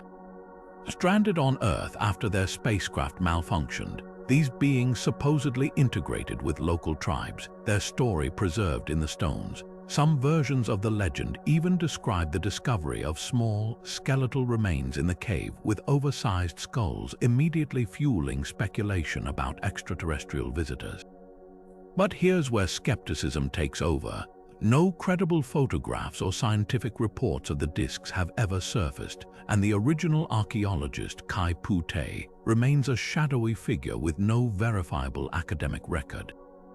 The story gained traction in the 1960s when a Russian researcher named Vyacheslav Sazev published an article analyzing a single disc. He claimed it vibrated at an unusual frequency when placed on a turntable, suggesting it might hold encoded data. But Sazev's findings were never peer-reviewed, and the disc itself vanished, leaving only his sensational claims behind. Meanwhile, mainstream archaeologists dismiss the stones outright, pointing out that no museum or institution has ever exhibited them, nor has any independent study confirmed their existence. Cultural context deepens the intrigue. The Dropa story emerged during a golden age of UFO mythology, when Cold War anxieties and space race excitement made tales of ancient astronauts irresistible. Books like Erich von Däniken's Chariots of the Gods popularized the idea that extraterrestrials influenced early human civilizations, and the Dropa stones fit neatly into this narrative. Yet the lack of physical evidence raises red flags. Could the story be a mid-century fabrication, blending Tibetan folklore with Western sci-fi tropes? Some researchers argue the discs resemble ancient Chinese jade artifacts used in rituals, but discs lack inscriptions and bear no resemblance to the alleged Dropa texts. The legend's endurance speaks volumes about humanity's fascination with the idea of lost cosmic connections. Even if the stones are a modern myth, they've become a cultural touchstone, inspiring documentaries, novels, and conspiracy theories. Their appeal lies in the tantalizing what if proof of ancient alien contact was buried in a cave waiting to be found. Until a verified disc surfaces for analysis, the Dropa stones will remain suspended between fact and folklore, a mystery that challenges us to question not just the past but the stories we're willing to believe. Locked away in the Cathedral of St. John the Baptist in Turin, Italy, a single piece of ancient linen has ignited one of history's most enduring debates. The Shroud of Turin, a 14-foot-long cloth bearing the faint but unmistakable image of a crucified man, has been revered for centuries as the burial shroud of Jesus Christ. To believers, it's a sacred relic, a divine snapshot of the moment of resurrection. To skeptics, it's an elaborate medieval forgery, cleverly crafted to deceive. But what happens when science tries to settle the argument? The results are anything but clear-cut. The shroud first appeared in historical records in the mid-1400s, but its origin story stretches back much further. Hidden within its fibers is a hauntingly detailed imprint front and back of a man with wounds consistent with Roman crucifixion, a crown of thorns, lacerations from scourging, and a spear wound to the side. Even more eerily, the image isn't painted or dyed. It's a superficial discoloration of the linen's outermost fibers, as if created by a sudden, inexplicable burst of energy. No known medieval technique could replicate this effect, raising the question, if it's a fake, how was it made? Scientific testing has only deepened the divide. In 1988, radiocarbon dating by 3 independent labs placed the shroud's origin between 1260 and 1390, seemingly confirming its status as a medieval forgery. But critics quickly pointed out flaws. The sample came from a repaired corner, possibly contaminated by centuries of handling and fire damage. Later studies detected chemical compounds like vanillin in the fibers, which degrade over time and suggest a much older age. Some researchers even identified traces of limestone dust unique to Jerusalem and pollen from plants native to the Middle East, hinting at an ancient Middle Eastern origin. Then there's the image itself. In the 1970s, NASA scientists analyzed the shroud using state-of-the-art imaging technology and made a startling discovery. The markings encode 3-dimensional information like a photographic negative. No artist in the Middle Ages could have conceived of such an effect, let alone executed it. Further studies revealed the presence of human blood, type AB, common in the Middle East, along with microscopic traces of myrrh and aloe, substances used in ancient Jewish burials. Yet despite these tantalizing clues, no one has ever reproduced the shroud's exact characteristics in a lab. The controversy doesn't end there. Some historians argue the shroud matches the description of the image of Edessa, a mysterious holy cloth mentioned in texts dating back to the 6th century. Others connect it to the legendary mandilion, a lost relic said to bear the face of Christ. Could these all be the same artifact, its history fragmented by time and war? Or is the shroud merely an inspired copy, crafted to embody centuries of devotion? Perhaps the most haunting question isn't about authenticity, but meaning. Why has this fragile piece of linen captivated scientists, theologians, and skeptics alike? Whether it's a miracle or a masterpiece, the shroud challenges us to confront the limits of both faith and science. It refuses to be easily categorized, standing instead as a mirror reflecting back whatever the viewer brings to it. And until new evidence emerges, it will remain suspended between revelation and riddle, a whisper from the past that neither confirms nor denies, but simply asks us to keep looking. Rising eerily from a Georgia pasture like a modern-day Stonehenge, the Georgia Guidestones have puzzled visitors since their sudden appearance in 1980. This 20-foot-tall granite monument, inscribed with 10 directives for humanity in 8 languages, carries an air of deliberate mystery from its anonymous benefactors to its precise astronomical alignments. The stone's central message, a call for global unity and population control, reads like a manifesto from the future. Maintain humanity under 500 million in perpetual balance with nature. Who would carve such stark warnings into imperishable rock, and why leave them unsigned in rural America? The Guidestone's construction offers few clues.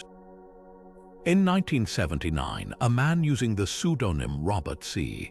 Christian approached an Elberton granite company claiming to represent a small group of loyal Americans planning a monument to future generations. He provided exact specifications, including alignments to mark solstices and equinoxes, yet refused to reveal his true identity. The stones were erected quietly, their origin story as cryptic as their inscriptions. Some dismiss Christian as a hoaxer, while others speculate he represented a secretive organization, perhaps Rosicrucians, New Age visionaries, or even early climate activists anticipating ecological collapse. The monument's Cold War timing adds another layer. Were these guidelines meant for survivors of nuclear war? Theories about its purpose range from pragmatic to apocalyptic. Some see it as a benign architectural oddity, akin to roadside art with a philosophical twist. Others interpret it as a dystopian blueprint, particularly the chilling line about reducing Earth's population, a goal achievable only through unimaginable catastrophe. Conspiracy theorists link it to occult symbolism, pointing to its resemblance to megalithic calendars and its orientation toward celestial events. Even its destruction in 2022 by unknown vandals, later officially demolished for safety, fueled speculation. Was this an attempt to erase controversial ideals or merely random vandalism? What lingers isn't just the mystery of its creators, but the questions it forces us to confront. In an age of digital ephemera, why choose granite, a material meant to last millennia?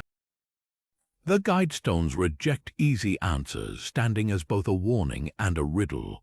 Whether artifact or prophecy, their silent presence reminds us that some messages are carved not just in stone, but in the shadow between intention and interpretation. Off the foggy shores of Nova Scotia lies a small, unassuming island that has lured treasure hunters to their ruin for over 200 years. Oak Island, a patch of land barely a mile long, holds a secret buried deep beneath its soil, a secret so well guarded that it has consumed fortunes, claimed lives, and defied every attempt to uncover it. At the heart of this mystery is the infamous Money Pit, a seemingly bottomless shaft that whispers promises of untold riches while doling out only frustration and tragedy. The legend begins in 1795 when a teenager named Daniel Maginnis stumbled upon a peculiar circular depression in the ground with an old ship's pulley dangling from a tree above it. Convinced he'd found evidence of buried treasure, Maginnis and two friends began digging. What they uncovered would ignite one of history's longest and most obsessive treasure hunts. Just a few feet down, they hit a layer of flagstones unnatural for the island's geology. 10 feet deeper, they found a platform of oak logs. At 20 and 30 feet, more platforms appeared, each spaced 10 feet apart like a deliberate staircase into the earth. Then disaster struck. At 90 feet, water began flooding the shaft as if some hidden mechanism had been triggered. Every attempt to pump it out proved futile, as though the pit itself was fighting back. Over the next 2 centuries, the money pit would become a sinkhole for both hope and capital. Excavators uncovered bizarre clues. A stone slab inscribed with strange symbols, later translated to read, 40 feet below, 2 million pounds lie buried. Layers of coconut fiber, a material foreign to Nova Scotia, and even a scrap of parchment with the letters Roman 6 visible under a microscope. Each tantalizing find only deepened the mystery.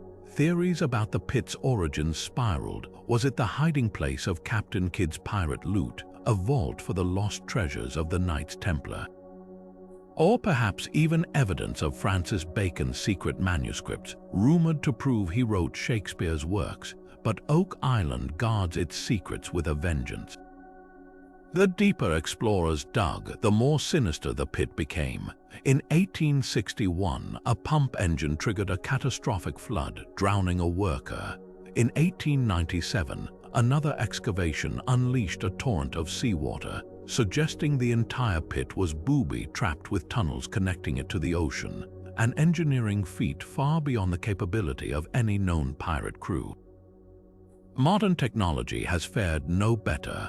Boreholes drilled in the 1960s brought up fragments of chain links, cement, and even a single human hand, but no chests of gold. State-of-the-art sonar scans and DNA testing have yielded more questions than answers, detecting underground voids and traces of precious metals, but never the motherlode. The most haunting question isn't just what's down there, but who went to such lengths to hide it. The pit's design, with its flood tunnels, intricate wooden layers, and apparent self-destruct mechanism, suggests a sophistication bordering on obsession. Was this the work of a secret society, a nation-state hiding its wealth, or something even older, left by a civilization we've forgotten? Today, the hunt continues, with teams using satellite imaging and submersible cameras, still chasing the dream that first drew Daniel Maginnis to that strange depression in 1795. Oak Island's money pit isn't just a hole in the ground. It's a riddle carved into the earth, a monument to human stubbornness, and a reminder that some treasures refuse to be found. Whether it holds gold or merely ghosts, one thing is certain. Until someone finally cracks its code, the pit will keep its secrets and its victims buried deep. Southeast of Japan, in a stretch of the Pacific Ocean known as the Devil's Sea or Dragon's Triangle, ships and planes have disappeared under circumstances as baffling as those in the Bermuda Triangle.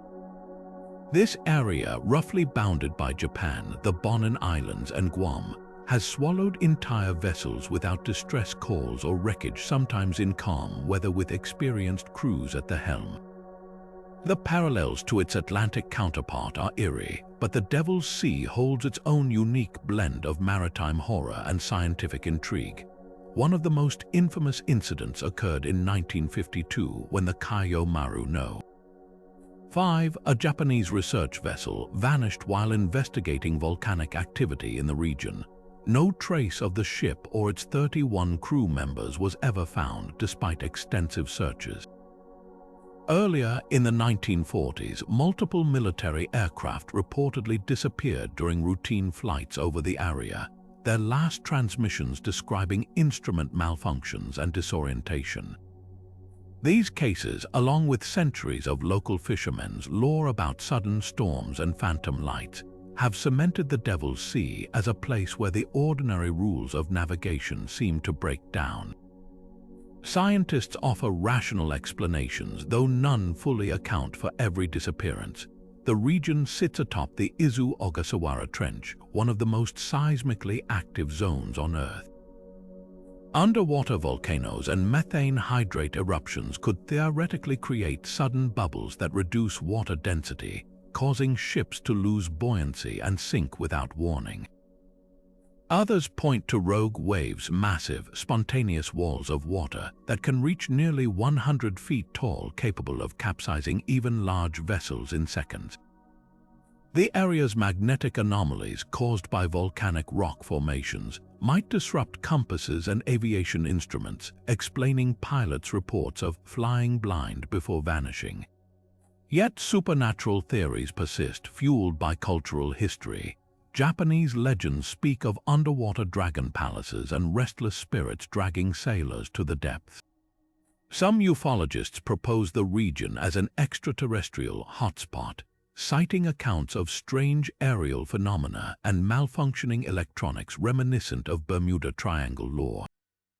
More chilling are the whispers of government cover-ups, claims that the Japanese and U.S. militaries quietly investigate disappearances, hiding evidence of experimental technology or unexplained forces. What makes the Devil's Sea uniquely unsettling is its intersection of documented hazards and enduring myth.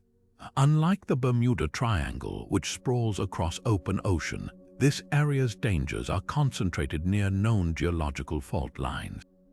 Yet even with modern monitoring, ships still encounter unaccountable phenomena: compasses spinning wildly, radios emitting static screams, and radar screens going dark. Whether the cause is tectonic fury, hidden science, or something beyond our understanding, the Devil's Sea remains a reminder that some corners of the map resist explanation, no matter how deeply we probe their depths. Imagine a single building holding the sum of human knowledge up to that point: every scientific discovery, literary masterpiece, and philosophical treatise from across the ancient world. That was the Library of Alexandria, a beacon of learning that stood at the heart of Egypt's greatest city for centuries before vanishing into the fog of history. Founded in the 3rd century BC under Ptolemy I, this wasn't just a collection of scrolls, it was an intellectual powerhouse, attracting scholars like Euclid, Archimedes, and Eratosthenes, whose works shaped mathematics, astronomy, and geography. But here's the haunting question: if the library was so monumental, why can't historians agree on how, or even when, it was destroyed? The scale of what was lost is staggering. Estimates suggest the library housed between 400,000 and 700,000 scrolls, equivalent to roughly 100,000 modern books. Among its treasures, original works by Aristarchus, who theorized a heliocentric solar system 18 centuries before Copernicus, detailed anatomical studies by Herophilus, the first scientist to dissect human bodies, and entire plays by Sophocles and Euripides that now survive only as fragments or titles. The library wasn't just a storehouse, it was an active research center where scholars translated texts from Babylonian, Indian, and Hebrew sources, creating a melting pot of global knowledge. Yet the details of its demise remain frustratingly murky. The most famous account pins the blame on Julius Caesar, who allegedly set fire to his own ships during a siege in 48 BC, with the flames spreading to the library.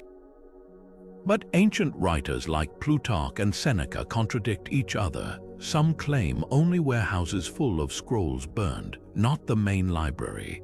Others point to a second catastrophic event: the massacre of the philosopher Hypatia in 415 AD, when Christian mobs supposedly ransacked the library's surviving annex under orders from the Bishop Theophilus.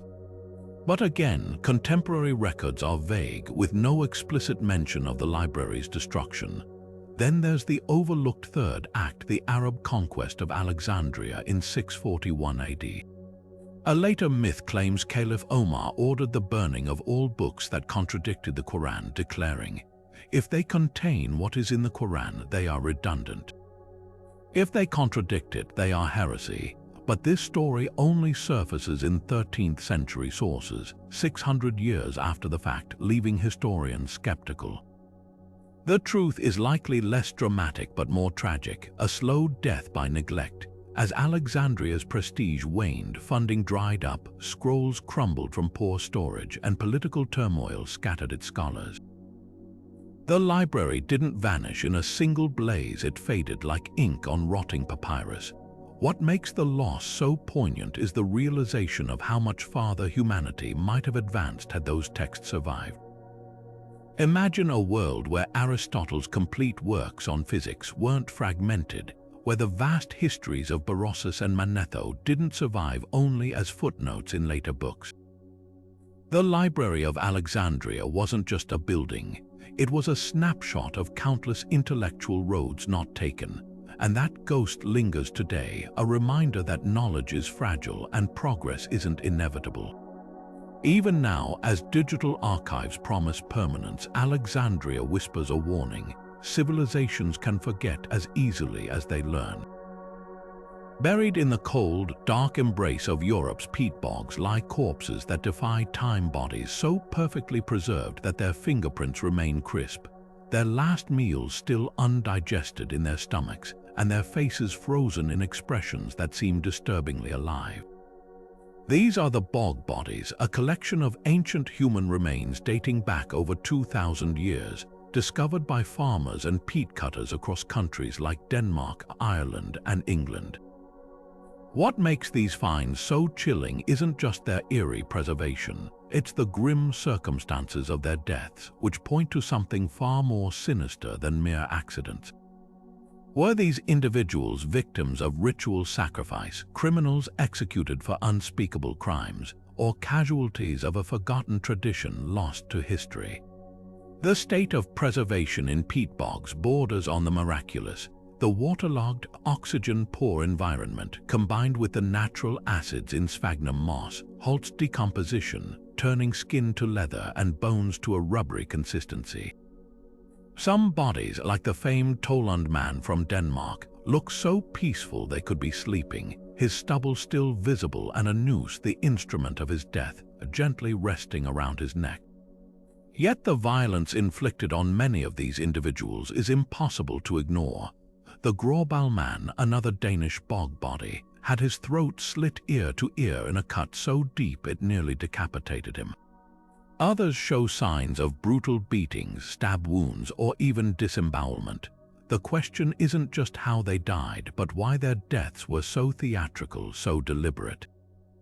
One prevailing theory suggests these were offerings to the gods. Ancient European cultures, particularly the Celts and Germanic tribes, believed bogs were gateways to the divine liminal spaces between the earthly and the spiritual. Sacrificing a person in such a place might have been seen as a way to ensure a good harvest, victory in battle, or favor from the deities. The body's poses add weight to this idea.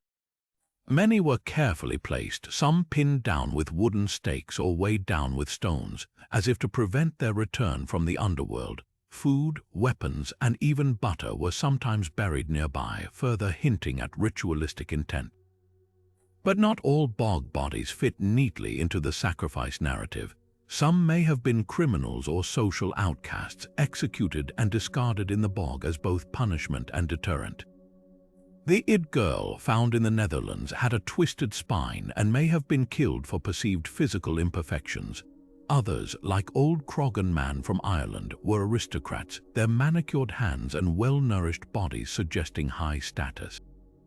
Could their deaths have been political, a way for rival leaders to eliminate threats or send a message? Then there's the haunting possibility that these individuals volunteered for their fate. In cultures where sacrifice was considered an honor, some might have willingly given their lives for the greater good. The Lindo man, discovered in England, had consumed a final meal of charred bread, possibly part of a ceremonial Last Supper.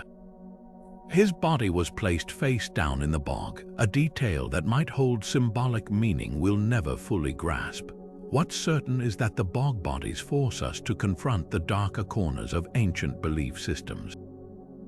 They're not just well-preserved relics, they're frozen moments of human fear, devotion, and violence. Each body is a cipher, its story locked in the very peat that preserved it.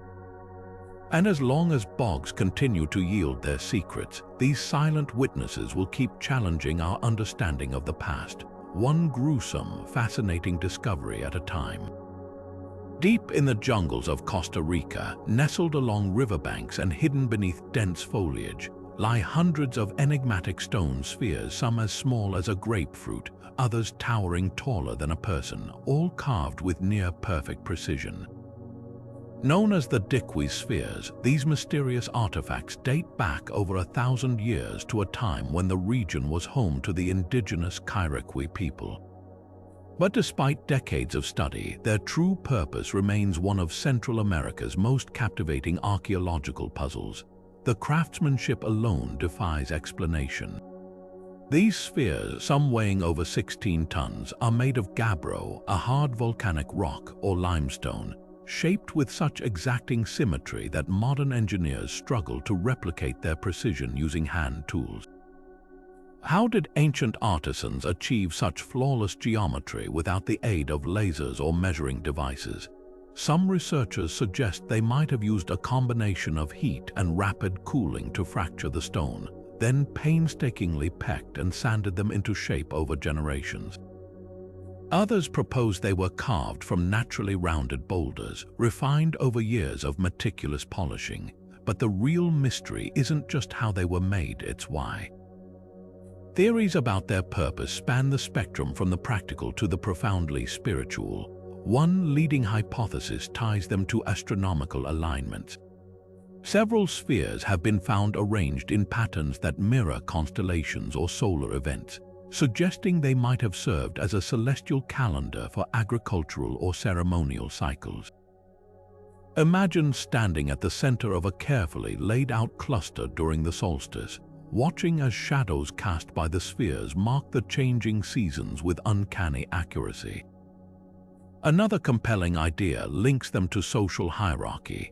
In some excavations, the largest spheres were placed near the homes of elite members of society, possibly as symbols of power or lineage. Their sheer size and perfection would have required immense labor, turning each one into a physical testament to a ruler's influence. Yet others argue they held ritual significance, perhaps representing the cosmic eggs of creation myths or acting as conduits for spiritual energy. Local legends speak of the spheres as gifts from the gods, imbued with the power to heal or curse, tales that persist in the oral traditions of modern indigenous communities. Then there's the unsettling twist. Many spheres were moved from their original locations during the 20th century, bulldozed by banana plantations or rolled into gardens as ornaments by unknowing landowners. This displacement has erased vital clues about their arrangements, leaving archaeologists to piece together fragmented patterns like detectives at a crime scene with missing evidence. What's most haunting is the possibility that we might never fully grasp their meaning. Unlike pyramids or temples, the spheres offer no inscriptions, no accompanying artifacts to decode their message. They are silent witnesses to a culture that left no written records, their secrets locked inside stone. Were they markers of sacred sites, tools of governance, or something far more inscrutable? The jungle guards its answers well, leaving us to wonder if these perfect orbs were meant to be understood or simply revered. Buried beneath a Romanian village in 1961, a collection of small, fired clay tablets sparked a firestorm in archaeology that still burns today. Known as the Tartaria tablets, these palm-sized artifacts bear strange, swirling symbols that some researchers claim represent the oldest known form of writing in the world, predating Mesopotamian cuneiform by over 1,000 years. If genuine, they could rewrite the entire timeline of human civilization. But amidst the excitement lies a bitter debate. Are these markings true proto-writing, an elaborate hoax, or something even more mysterious? The tablets were discovered alongside ancient skeletal remains in a Neolithic grave near the village of Tartaria, part of the Vinca culture that flourished between 5500 and 4500 BC. What makes these artifacts so explosive are their symbols, crude but deliberate lines, crosses, and what appear to be stylized animals etched into the clay. At first glance, they resemble no known alphabet, but their repetitive patterns suggest something beyond mere decoration. Supporters of their authenticity argue these are early attempts at symbolic communication, possibly linked to ritual or trade. The implications are staggering. If writing emerged independently in the Balkans long before Sumer, our understanding of cultural development across Europe and the Near East would need radical revision. Yet skepticism runs deep. Critics point out that the tablets were found in a mixed archaeological layer, making precise dating difficult. Some symbols bear accidental resemblance to later Mesopotamian script, raising suspicions of forgery or contamination. The most damning argument: no other examples of similar writing have been found across the vast Vinca territory, despite decades of excavation. How could such a revolutionary technology appear in one isolated spot without leaving a trace elsewhere? The controversy intensifies when examining the symbols themselves. Unlike hieroglyphs or cuneiform, which evolved into full writing systems, the Tartaria markings show no clear progression toward representing speech or complex ideas. Some linguists propose they're merely potter's marks or ownership tags, functional but not true writing. Others see them as a proto-script, a bridge between simple tally marks and fully developed language. The most tantalizing theory suggests they encoded sacred knowledge, understood only by a privileged few before vanishing with their creators. Then there's the cultural context. The Vinca culture was remarkably advanced for its time, with large settlements, metalworking, and elaborate ceramics. Did they develop writing as part of this sophistication, only for it to be lost when their society declined? Or were the tablets an anomaly, a dead-end experiment in communication?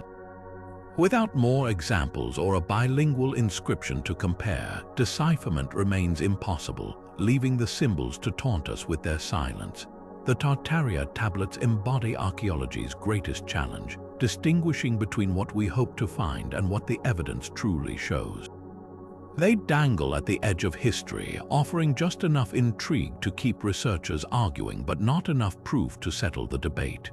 Whether they're the first flicker of written language or an elaborate red herring, they force us to confront how much of humanity's early story might still be hidden, waiting beneath the soil of some forgotten village, daring us to dig deeper.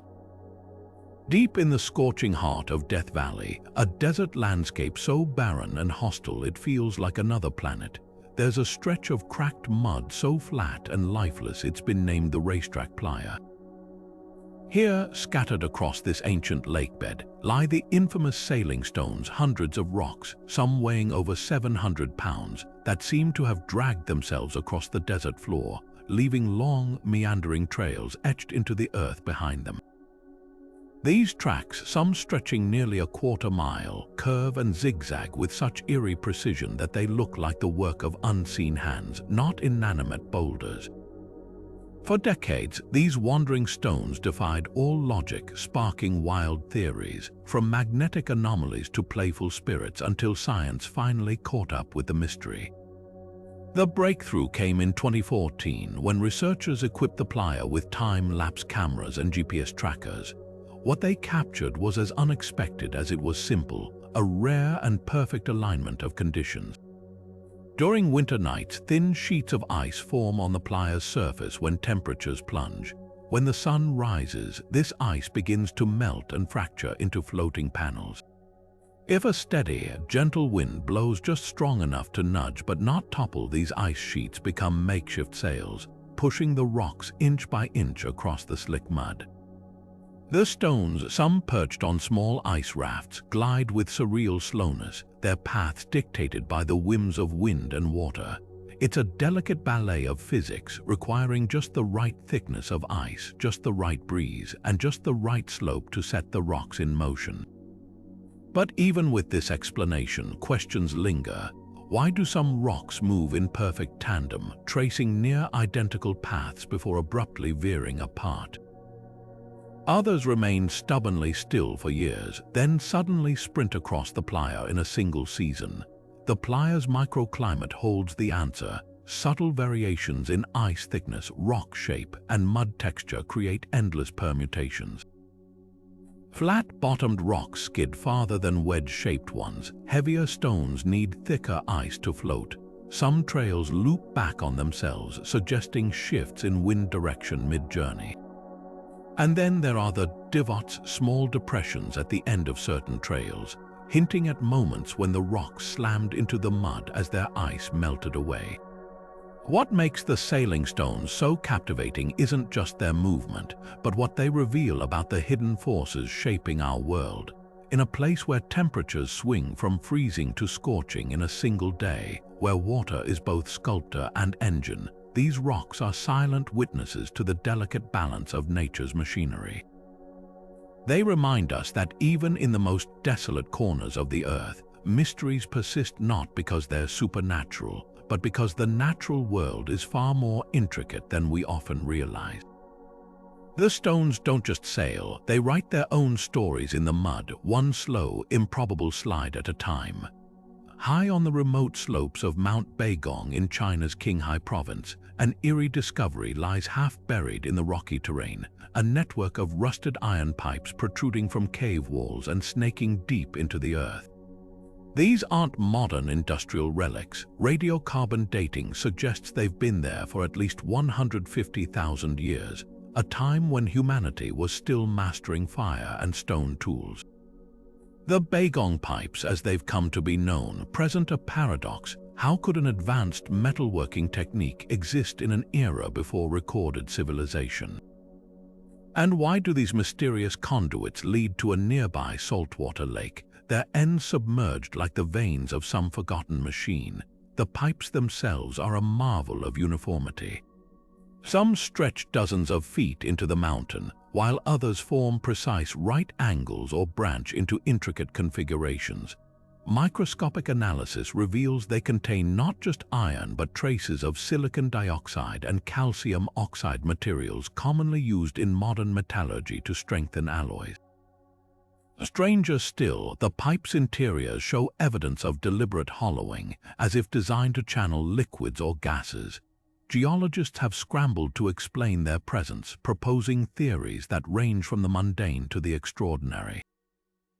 One camp argues they're the result of rare iron concretion processes, where mineral-rich groundwater deposits iron around plant roots over millennia, eventually forming pipe-like structures as the organic matter decays.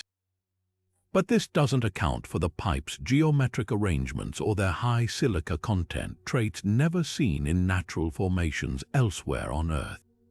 Alternative explanations veer into speculative territory. Ancient astronaut theorists point to the pipe's alignment with certain celestial events, suggesting they might have been part of an astronomical observatory or even a landing site for extraterrestrial visitors. More grounded researchers propose they could be remnants of an advanced but lost human culture, one that developed sophisticated smelting techniques before being wiped out by climate shifts or cataclysm. Local Tibetan legends add fuel to the mystery, speaking of a sky people who descended from the heavens to build strange structures in the mountains. The most haunting question isn't just who made the pipes, but why. Their connection to the lake raises the possibility of industrial activity, perhaps an ancient attempt to harness hydropower or extract minerals. Yet no slag heaps, tools, or settlements have been found nearby, leaving the site as an isolated anomaly. Even the Chinese Academy of Sciences, after years of study, has labeled them inexplicable. Today, the Baigong pipes remain a rusting enigma, their purpose as buried as the mountain itself. Whether they're geological flukes or fingerprints of a forgotten chapter in human or non-human history, they challenge our assumptions about the past. In their corroded grooves lies a silent provocation. How much do we really know about the timeline of technology?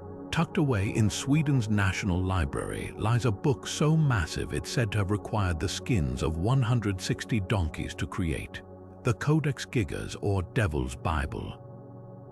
This towering medieval manuscript, standing 3 feet tall and weighing nearly 165 pounds, isn't just notable for its size. Inside its weathered vellum pages, a chilling legend lingers that it was written by a single monk in a single night with the help of the devil himself.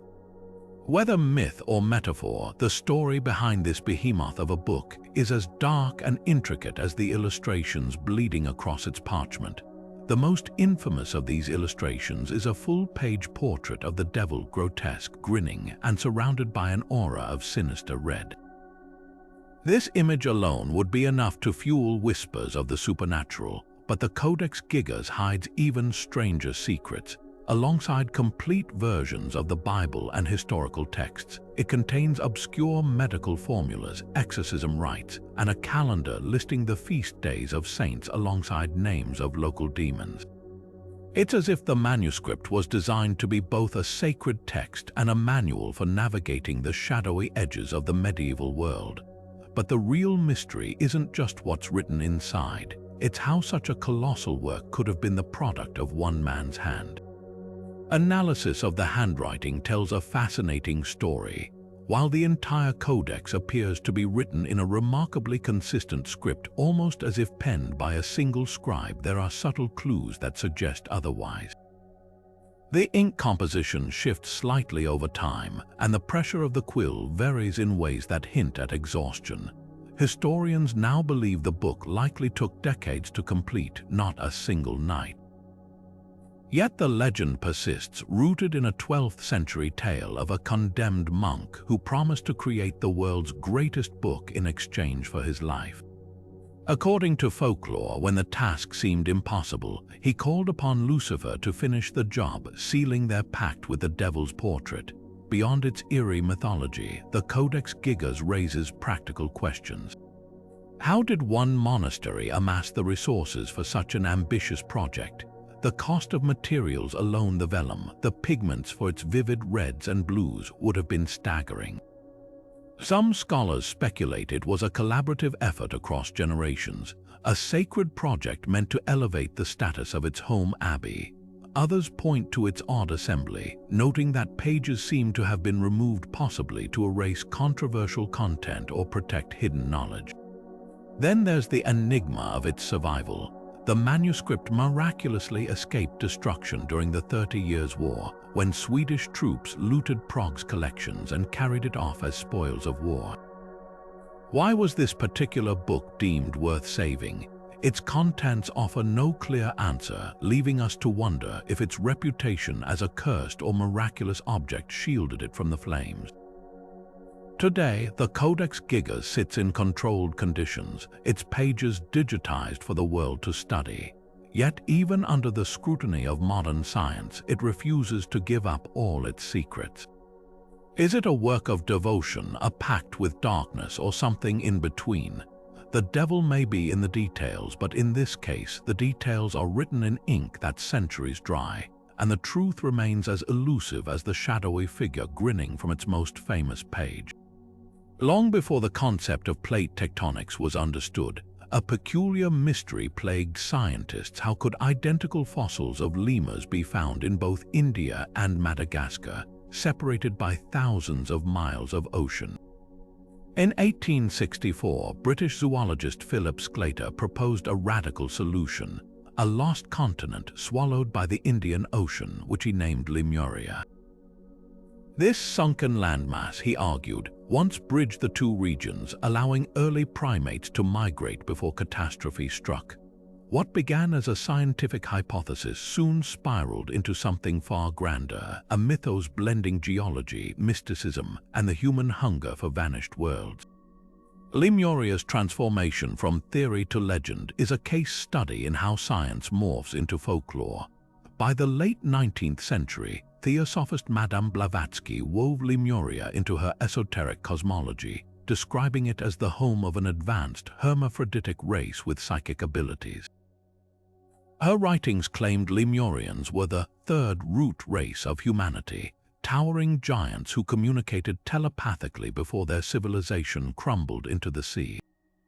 This vision caught fire in New Age circles, where Lemuria became interchangeable with Atlantis, a utopian paradise destroyed by spiritual decay. Modern channelers even claim to receive messages from Lemurian elders describing crystal-powered cities and interstellar wisdom buried beneath the Pacific. Yet the geological premise behind Lemuria isn't entirely fantastical. The discovery of ancient zircon crystals in Mauritius minerals far older than the island itself hint at a ghost continent called Mauritia that fragmented as India and Madagascar drifted apart. While no evidence supports a Pacific-spanning landmass, these microcontinents prove Earth's geography is more fluid than once imagined. The irony: Sclater's original Lemur migration puzzle was eventually solved by plate tectonics, rendering Lemuria obsolete as science but immortal as myth. Today, Lemuria endures as a mirror for our anxieties and aspirations. Environmentalists frame it as a cautionary tale of ecological collapse. Spiritual seekers see it as a lost golden age. And for scientists, it's a reminder of how easily gaps in knowledge can birth legends. Whether as metaphor or mirage, Lemuria's greatest power isn't in proving the past, but in revealing how desperately we long to believe there's always something more, just beyond the edge of the map.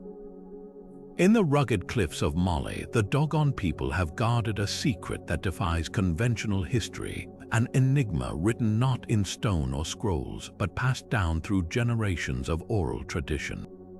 For centuries, their priests have spoken of a tiny, dense companion star orbiting Sirius, the brightest star in Earth's night sky.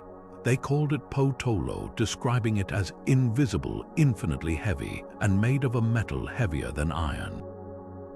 What makes this knowledge so staggering is that Sirius B, the white dwarf they so precisely described, wasn't discovered by Western astronomers until 1862, and even then it required powerful telescopes. The Dogon knew its 50-year elliptical orbit, its rotational period, and even its unnatural density, facts impossible to discern without advanced instruments. How could an isolated tribe possess astrophysical insight centuries ahead of the modern world? The most controversial theory suggests extraterrestrial contact. In the 1930s, French anthropologists Marcel Grioul and Germain Dyatlov recorded Dogon elders describing visitors from the Sirius system, amphibious beings called Nommo who descended in a fiery vessel, bringing wisdom to humanity.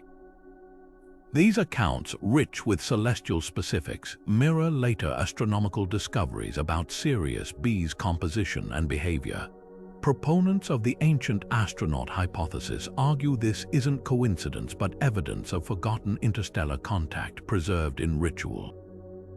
Skeptics, however, counter that Grioul's own notebooks reveal leading questions and potential mistranslations, possibly grafting modern astronomy onto older myths. A more grounded explanation points to cultural contamination.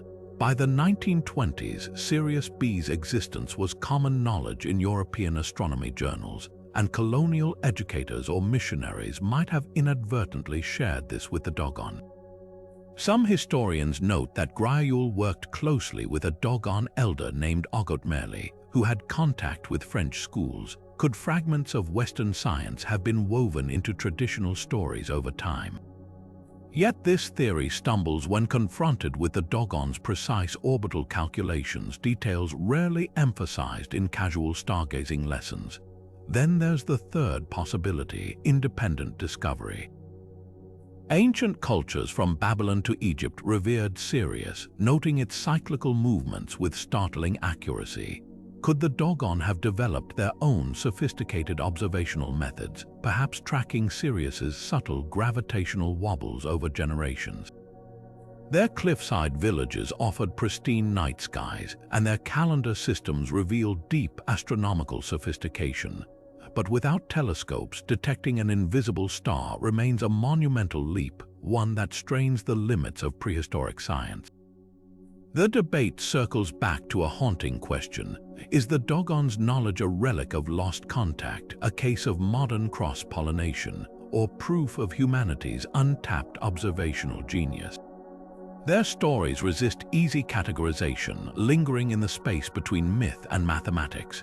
Whether whispered by alien visitors, borrowed from colonial textbooks, or born from millennia of skyward devotion, the mystery of Potolo endures, a celestial riddle etched not in light but in the stubborn memory of an ancient people. Among the most tantalizing and controversial artifacts to emerge from the shadows of history are the crystal skulls, eerie carvings of human crania crafted from pure quartz. First surfacing in the 19th century, these objects were initially hailed as relics of lost Mesoamerican civilizations, their flawless surfaces and uncanny precision attributed to the skilled hands of Aztec or Maya artisans. The most famous, the Mitchell-Hedges skull, was rumored to have been discovered in a Belizean ruin in the 1920s, its jawbone detachable and its quartz so clear it seemed to glow from within.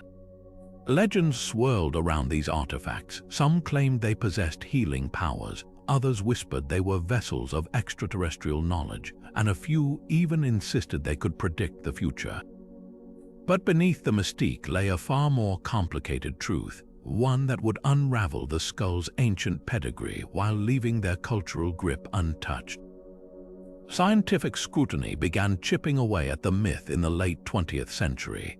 Advanced microscopy revealed tool marks inconsistent with pre-Columbian carving techniques, showing evidence of rotary wheels and abrasives, technologies unavailable to ancient Mesoamerican cultures. Isotope analysis traced the quartz's origin to distant regions like Madagascar or the Alps, far from known trade routes of the time. The final blow came in 2008, when the British Museum and Smithsonian subjected their crystal skulls to rigorous testing, confirming they were 19th-century fabrications, likely crafted in Europe to feed a booming market for exotic antiquities. The Mitchell-Hedges skull, once the crown jewel of the collection, was exposed as a probable hoax, its discovery conveniently tied to an adventurer with a penchant for theatrical storytelling. Yet, even as the evidence mounted, the skulls refused to fade into obscurity. Their allure persisted, fueled in part by their starring role in pop culture, most notably as the cinematic centerpiece of Indiana Jones and the Kingdom of the Crystal Skull. But the deeper fascination lies in what they represent, a collision of human longing and historical ambiguity. For some, the skulls symbolize Western romanticism of indigenous cultures, where the line between reverence and exploitation blurs.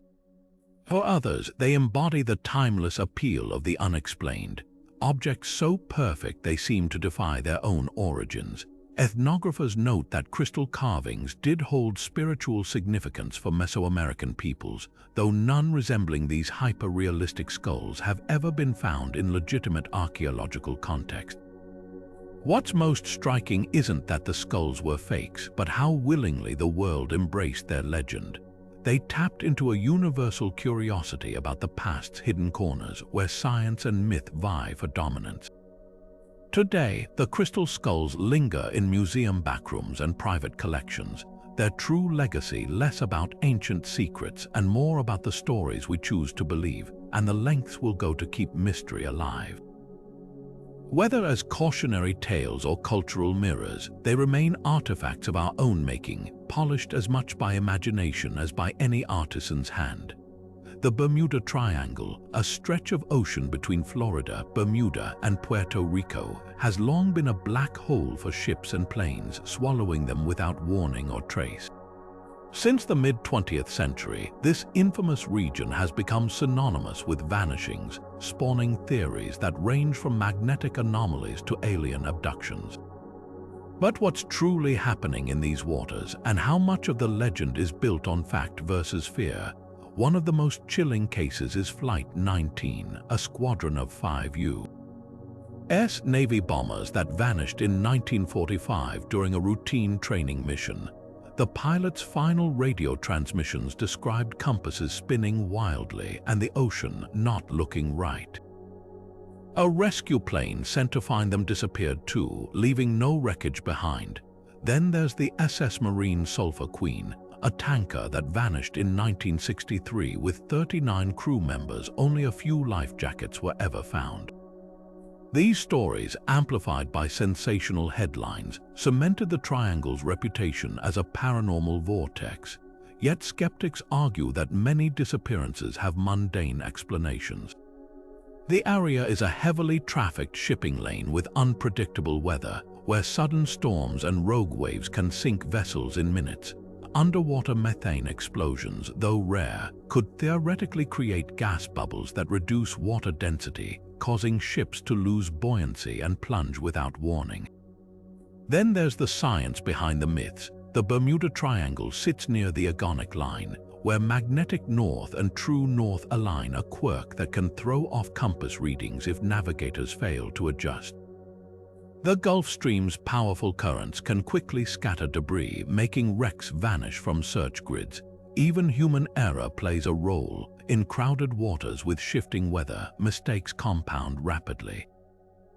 Modern technology has demystified much of the triangle's danger. GPS and advanced weather forecasting have drastically reduced incidents. Yet the allure persists, fed by pop culture and our fascination with the unexplained.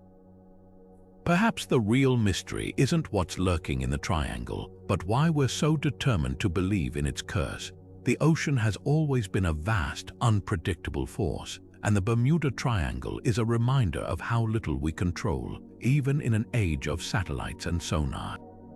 Whether through natural forces or sheer probability, this patch of sea continues to captivate because it taps into something primal, our fear of the unknown and the stories we tell to make sense of it.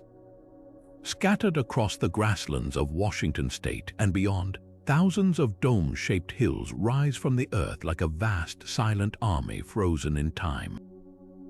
These are the Mima Mounds, mysterious formations ranging from 3 to 6 feet tall and up to 30 feet wide, clustered so densely in some areas that the landscape resembles a giant, undulating honeycomb. Discovered by early settlers in the 19th century, these earthen bumps have puzzled scientists for generations. How could such uniform, symmetrical mounds appear across hundreds of acres without any clear natural or human cause? One of the most persistent theories points to pocket gophers as the architects. Proponents argue that generations of these small rodents, pushing soil upward as they dig their burrows over centuries, could gradually build these mounds. Experiments show that gopher activity can create similar mini-mounds, but the scale and perfection of the Mima formations strain this explanation. Why would gophers coordinate their digging to produce such evenly spaced, nearly identical hills across massive territories? And why do these mounds appear in regions where gophers are scarce? The puzzle deepens when you consider that some mounds contain layers of sediment dating back thousands of years, far older than any gopher colony. Geologists offer an alternate explanation: seismic activity. They propose that during earthquakes, liquefied soil could bubble up in regular patterns as the ground shakes, creating these mounds as a sort of fossilized ripple effect. The Pacific Northwest, with its history of tectonic unrest, certainly fits the bill. Yet not all Mima mounds are found in seismically active zones, and the theory fails to explain why some areas have mounds while nearly identical neighboring landscapes do not. Then there's the glacial hypothesis. Some researchers suggest that freezing and thawing cycles during the last ice age heaved the soil into these distinctive shapes, much like how frost creates smaller hummocks in Arctic tundra. But if that's the case, why do mounds in warmer, ice-free regions like Louisiana share nearly identical characteristics? The inconsistency leaves this theory on shaky ground. Perhaps the most haunting possibility is that the mounds are relics of a lost ecosystem. Ancient vegetation or root systems might have stabilized soil in precise patterns, leaving behind these ghostly imprints long after the plants themselves vanished. Indigenous oral histories add another layer, with some tribes describing the mounds as sacred sites or burial markers. though no human remains have been found to support this. What makes the Mima mounds so captivating isn't just their mystery, but their defiance of simple categorization. They're not quite geological, not quite biological, yet undeniably deliberate in their arrangement. Whether sculpted by tiny claws, shifting continents, or forgotten forces, these grassy domes stand as a reminder that the Earth still holds landscapes we don't fully understand, quiet enigmas waiting just beneath our feet. In the vast, sun-scorched grasslands of Namibia, a surreal sight stretches to the horizon. Millions of near-perfect circular patches, barren and lifeless, set like polka dots across the desert.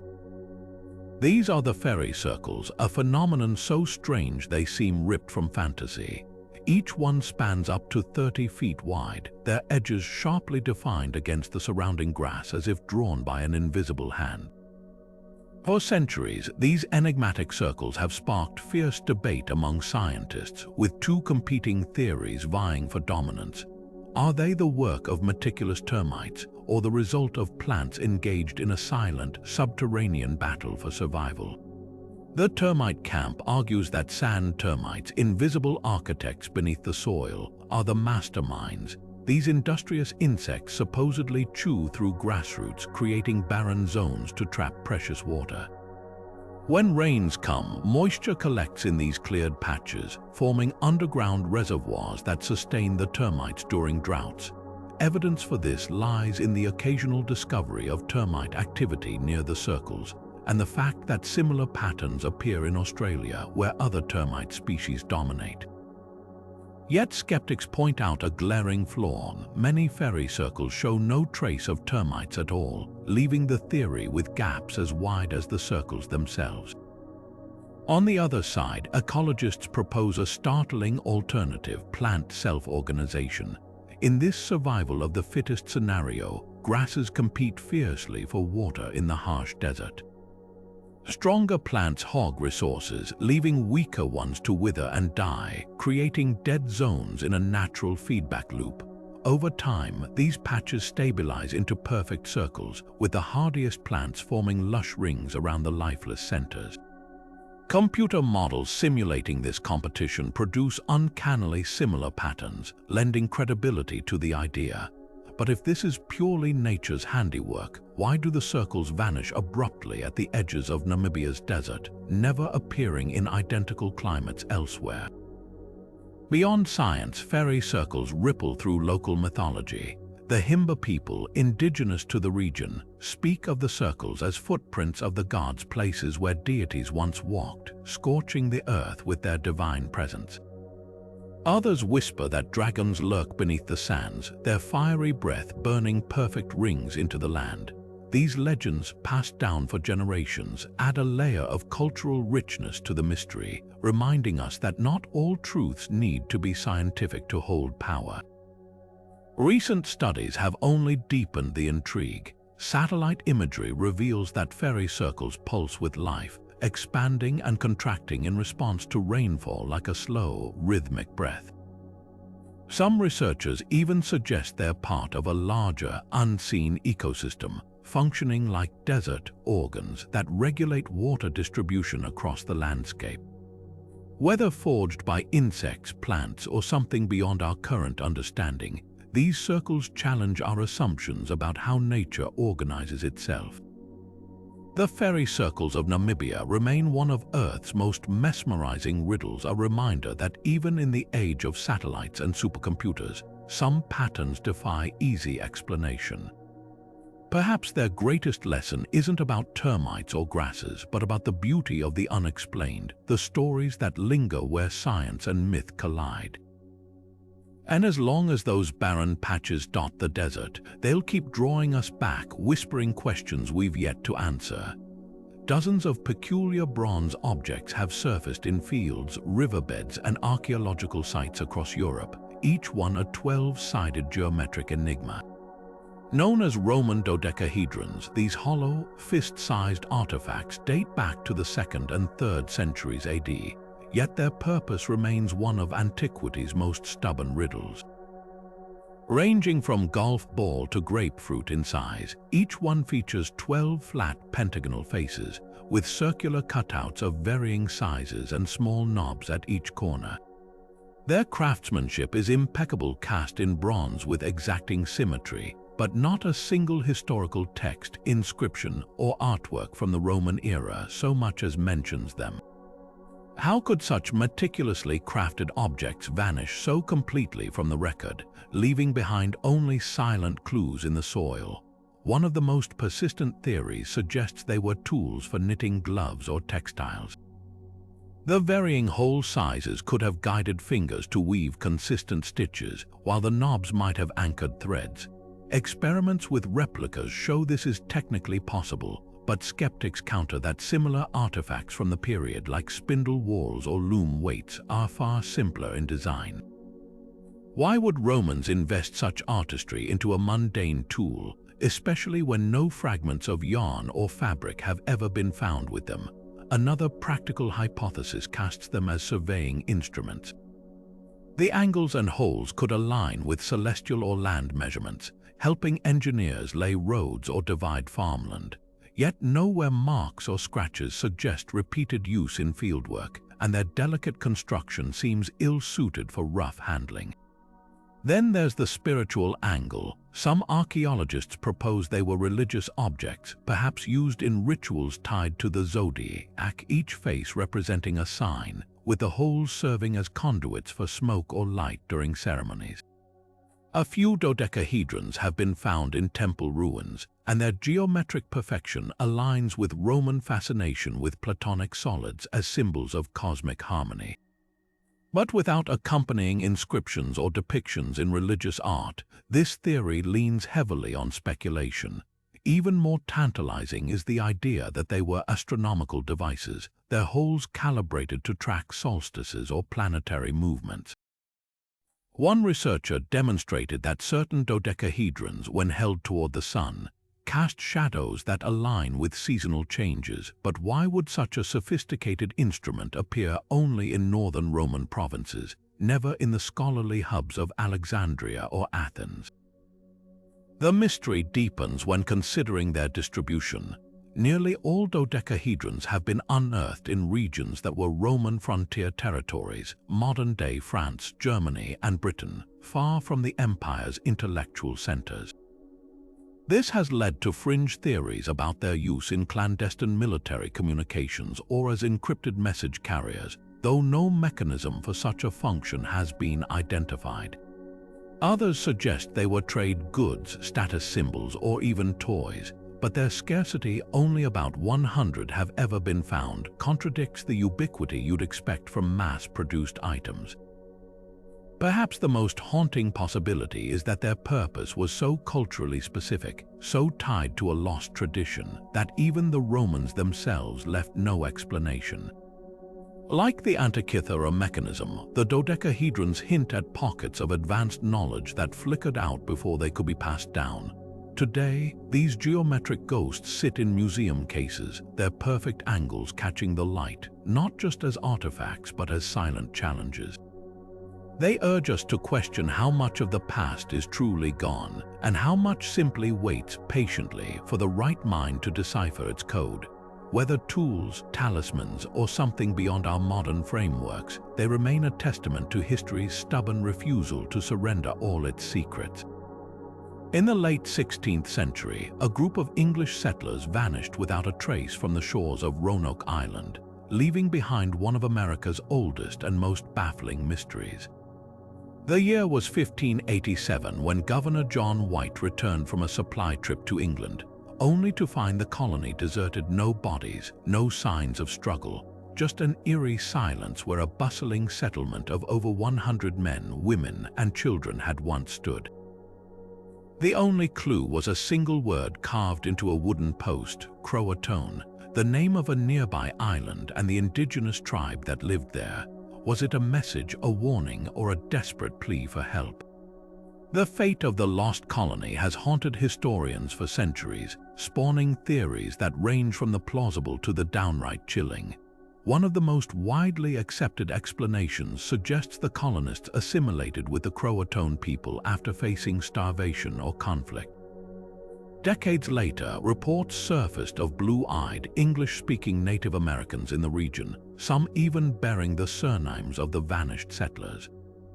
In the early 1700s, explorer John Lawson encountered members of the Hatteras tribe, descendants of the Croatoans, who claimed their ancestors had sheltered the Europeans. Archaeological digs on Hatteras Island have unearthed English artifacts, including a gold ring and fragments of pottery, lending weight to this theory. But if assimilation was their fate, why didn't the colonists leave a clearer trail? Why carve just one cryptic word instead of a detailed explanation? Others believe the settlers met a grimmer end. Spanish records from the time mention rumors of a rogue English colony in the New World, and some historians speculate that Spanish soldiers who viewed the English as trespassers in their colonial domain may have wiped out Roanoke. Alternatively, tensions with local tribes could have turned violent. The Secotan, another neighboring group, had clashed with the colonists before White's departure. Yet no mass graves or battle evidence have ever been found, leaving this theory more speculative than conclusive. Then there's the environmental angle. The late 1580s marked the worst drought in the region in 800 years, according to tree ring data. Famine and desperation could have driven the settlers to disperse, seeking aid from indigenous communities or attempting a doomed voyage back to England. A few even posit they tried sailing to Chesapeake Bay, their original intended destination, but were lost at sea. But if so, why leave behind the word Croatoan as their only clue? The most tantalizing possibility lies in the supernatural. Local legends speak of eerie lights and ghostly figures near Roanoke, fueling speculation about curses or otherworldly abductions. While these stories make for gripping folklore, they lack the teeth of hard evidence. Still, the mystery's endurance in popular culture, from horror novels to TV shows, proves how deeply it resonates with our fear of the unknown. Roanoke's vanishing act endures not just as a historical puzzle, but as a mirror. It reflects the fragility of early colonization, the gaps in our understanding of indigenous and European interactions, and the human obsession with unanswered questions. Until new evidence surfaces, the lost colony remains a whisper from the past, its truth as elusive as the shadows that once crossed its abandoned fort. On the night of August 15, 1977, a radio telescope in Ohio picked up a signal so powerful and peculiar that the astronomer who discovered it scrawled, "Wow." In the margin of the printout, a name that would stick forever. Lasting 72 seconds, the transmission blared at a frequency of 1,420 MHz, a band where natural cosmic noise is virtually non-existent. What made the wow signal extraordinary wasn't just its strength, 30 times louder than the ambient static of space, but its narrow bandwidth, a hallmark of artificial rather than celestial origin. It came from the direction of the constellation Sagittarius, near a star system called Chi Sagittarii, and then silence. Despite decades of scanning the same patch of sky, the signal never repeated, leaving astronomers with a tantalizing question. Was this a cosmic hello from an alien civilization, or just an inexplicable fluke of the universe? The hunt for the signal source reads like a detective story full of dead ends and red herrings. Initial excitement pointed to hydrogen as a possible culprit, since the frequency aligns with the element's natural emissions. But natural hydrogen doesn't transmit in such a focused, intense burst. It's more like a diffuse hum across the cosmos. Others speculated about comets. In 2017, a researcher proposed that two passing comets could have reflected solar radiation, mimicking an artificial signal. Yet follow-up studies debunked this, noting the comets weren't even in the telescope's field of view that night. The absence of a clear natural explanation keeps the extraterrestrial hypothesis alive, though skeptics argue it could have been a military transmission or a satellite glitch. The problem: no human-made object has ever been tied definitively to the signal, and declassified documents reveal no covert tests matching its profile. What makes the WOW signal so haunting is what it represents: the tantalizing possibility that we're not alone, and that someone or something might have been reaching out. The 72-second duration is particularly eerie, just long enough to suggest intentionality, too brief to decode. Had it repeated, scientists could have triangulated its origin or even decoded a message. Instead, it remains a one-time cosmic whisper, a flare in the dark that vanished before we could trace its source. Projects like SETI have since scanned the same coordinates thousands of times, hoping for a follow-up, but space has stayed stubbornly silent. Theories about the signal's purpose range from the pragmatic to the poetic. Some suggest it was a beacon, a deliberate broadcast from an advanced civilization announcing their presence. Others imagine it as an accidental leak, like humanity's own radio and TV signals drifting into space, detectable by anyone listening. The most unsettling idea: that it was a targeted message, brief and unrepeated because the senders assumed we'd understand, or because they changed their minds. Decades later, the WOW signal endures as astronomy's ultimate cold case. It's a reminder of how vast and uncertain the universe is, and how little we truly know. Whether it was aliens, a quirk of physics, or something beyond our current understanding, that singular burst of noise challenges us to keep listening, to stay curious, and to wonder, just maybe, if someone out there was trying to tell us something. And until we hear it again, the mystery will linger as unresolved and electrifying as the day it was first discovered. In the quiet desert town of Taos, New Mexico, a strange and persistent phenomenon has tormented residents for decades: an elusive, low-frequency hum that only some can hear. Described as a distant diesel engine idling or the faint buzz of high-voltage wires, the Taos hum creeps into the lives of those who perceive it, often worse at night, vibrating through walls and skulls with no clear source. First widely reported in the early 1990s, this sound defies explanation, leaving scientists baffled and those who hear it desperate for relief. What makes the Taos hum so unsettling is its selective audibility. Only about 2% of the local population reports hearing it, while others remain oblivious.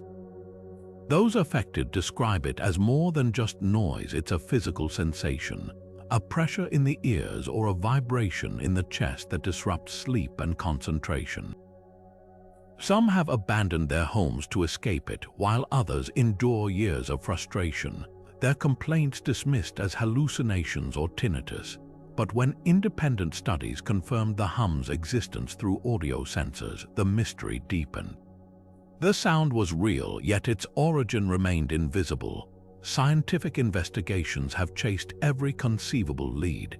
Early theories pointed to industrial equipment, military operations, or underground pipelines, but no man-made source matched the hum's unique frequency profile. Geophysicists explored natural explanations like microseismic activity or vibrations from shifting tectonic plates, yet no geological data aligned with the reports. Then there's the electromagnetic angle. Some researchers suggest the hum could be linked to ultra-low frequency radio waves or even the Earth's own magnetic field resonating in certain individuals' inner ears. But without a smoking gun, these ideas remain speculative. Theories drift into stranger territory when considering the human factor. Could the hum be a form of phantom noise, an auditory illusion triggered by environmental factors or even subconscious sensitivity to infrasound frequencies below the threshold of normal hearing? Studies show some people are more susceptible to these barely perceptible vibrations, which might explain why the hum affects only a select few. Others wonder if it's a collective psychosomatic phenomenon, a shared delusion fueled by suggestion. Yet this doesn't account for the measurable vibrations captured by instruments, leaving the debate unresolved. The Taos hum isn't alone. Similar unexplained noises plague towns worldwide, from Bristol, England to Windsor, Canada, each with its own local law. Some blame secret government experiments, while others whisper about extraterrestrial signals or interdimensional leaks. But in Taos, where the hum has become part of the landscape, the search for answers continues. Researchers have installed monitors, mapped acoustic patterns, and even consulted neuroscientists, yet the hum lingers, defying categorization. What's perhaps most fascinating isn't the noise itself, but what it reveals about perception and reality. The Taos hum exists at the edge of our understanding, a reminder that the world still holds phenomena that slip through the cracks of science. Whether it's a geological quirk, a neurological oddity, or something beyond our current grasp, the hum endures a whisper in the desert that refuses to be silenced. On a crisp December morning in 1872, the crew of the British ship Dei Gratia spotted a vessel drifting aimlessly near the Azores. As they drew closer, they recognized the Mary Celeste, a merchant brigantine that had left New York weeks earlier, but something was wrong. No one hailed them from the deck, no faces peered from the helm. Boarding the ship, they found an eerie scene. The Mary Celeste was completely deserted, her crew vanished without a trace. The last log entry was 10 days old, the lifeboat was missing, and the ship's papers were gone, yet the cargo of industrial alcohol remained intact, and even more baffling, a pot of stew still simmered on the galley stove. It was as if the passengers had simply stepped away. Theories about what happened that day range from the plausible to the outlandish. One leading explanation points to alcohol fumes. The Mary Celeste was carrying over 1,700 barrels of denatured alcohol, a volatile substance that could have leaked, creating the risk of explosion. Perhaps the crew, fearing an imminent blast, abandoned ship in a panic, only for the feared catastrophe to never occur, leaving them adrift in a lifeboat that later capsized. But this theory falters under scrutiny. No signs of fire or chemical damage were found, and the cargo barrels showed only minor leakage. Would experienced sailors really flee without gathering crucial supplies or even putting on their boots? Then there's the specter of piracy. The late 19th century saw its share of maritime raids, but the Mary Celeste showed no signs of violence. Valuables, including the crew's personal belongings and the ship's money chest, were untouched. Even the ship's sextant and navigation tools, prizes for any pirate, remained in place. Some suggest mutiny, but the crew's captain, Benjamin Briggs, was a respected and even-tempered man, with no history of discord among his handpicked team. If foul play was involved, why leave behind a perfectly seaworthy ship and its valuable cargo? Natural disasters offer another angle. The area where the Mary Celeste was found is notorious for waterspouts tornado-like columns of water that could have terrified the crew into abandoning ship. Or perhaps a freak wave struck, causing temporary confusion or damage that convinced them the vessel was doomed. Yet again, the ship's condition contradicts this. Her sails were still set, some even furled with precise care, and there was no structural damage severe enough to justify evacuation. More imaginative theories drift into the realm of the supernatural. Tales of sea monsters, alien abductions, and even Bermuda Triangle-style dimensional rifts have been floated, though these lean more into folklore than fact. The most haunting possibility, that the crew fell victim to some collective psychological event, a mass hallucination or shared hysteria triggered by contaminated food or seawater. But with no bodies ever recovered and no distress call recorded, this remains pure speculation. What lingers isn't just the mystery of their disappearance, but the ordinariness of the scene they left behind. A child's doll lay on a bunk, a sewing kit sat open near a half-mended shirt. These mundane details make the Mary Celeste not just a maritime puzzle, but a human one. For over a century, historians, scientists, and armchair detectives have sifted through the clues, yet the truth remains as elusive as the crew's final moments. The sea, it seems, keeps its secrets well. Between 1968 and 1969, a shadowy figure terrorized Northern California. taunting authorities with cryptic letters signed with a chilling symbol, a crossed circle resembling a target.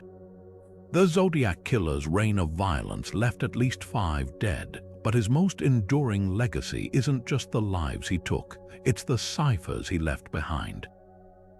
Among the grisliest cold cases in American history, the Zodiac's unsolved codes have become a battleground for amateur sleuths and professional cryptanalysts alike, a puzzle wrapped in blood-stained paper that refuses to yield its secrets. The killer's first cipher, known as the 408 cipher, was cracked within days of its publication by a schoolteacher and his wife. It revealed a narcissistic manifesto boasting about the thrill of hunting humans and the afterlife. But the triumph was short-lived. The Zodiac responded with a new challenge, the infamous 340 cipher, a grid of symbols that has defied decryption for over 50 years. Unlike his earlier code, this one resisted every tool in the cryptographer's arsenal: frequency analysis, pattern recognition, even supercomputers running brute force algorithms.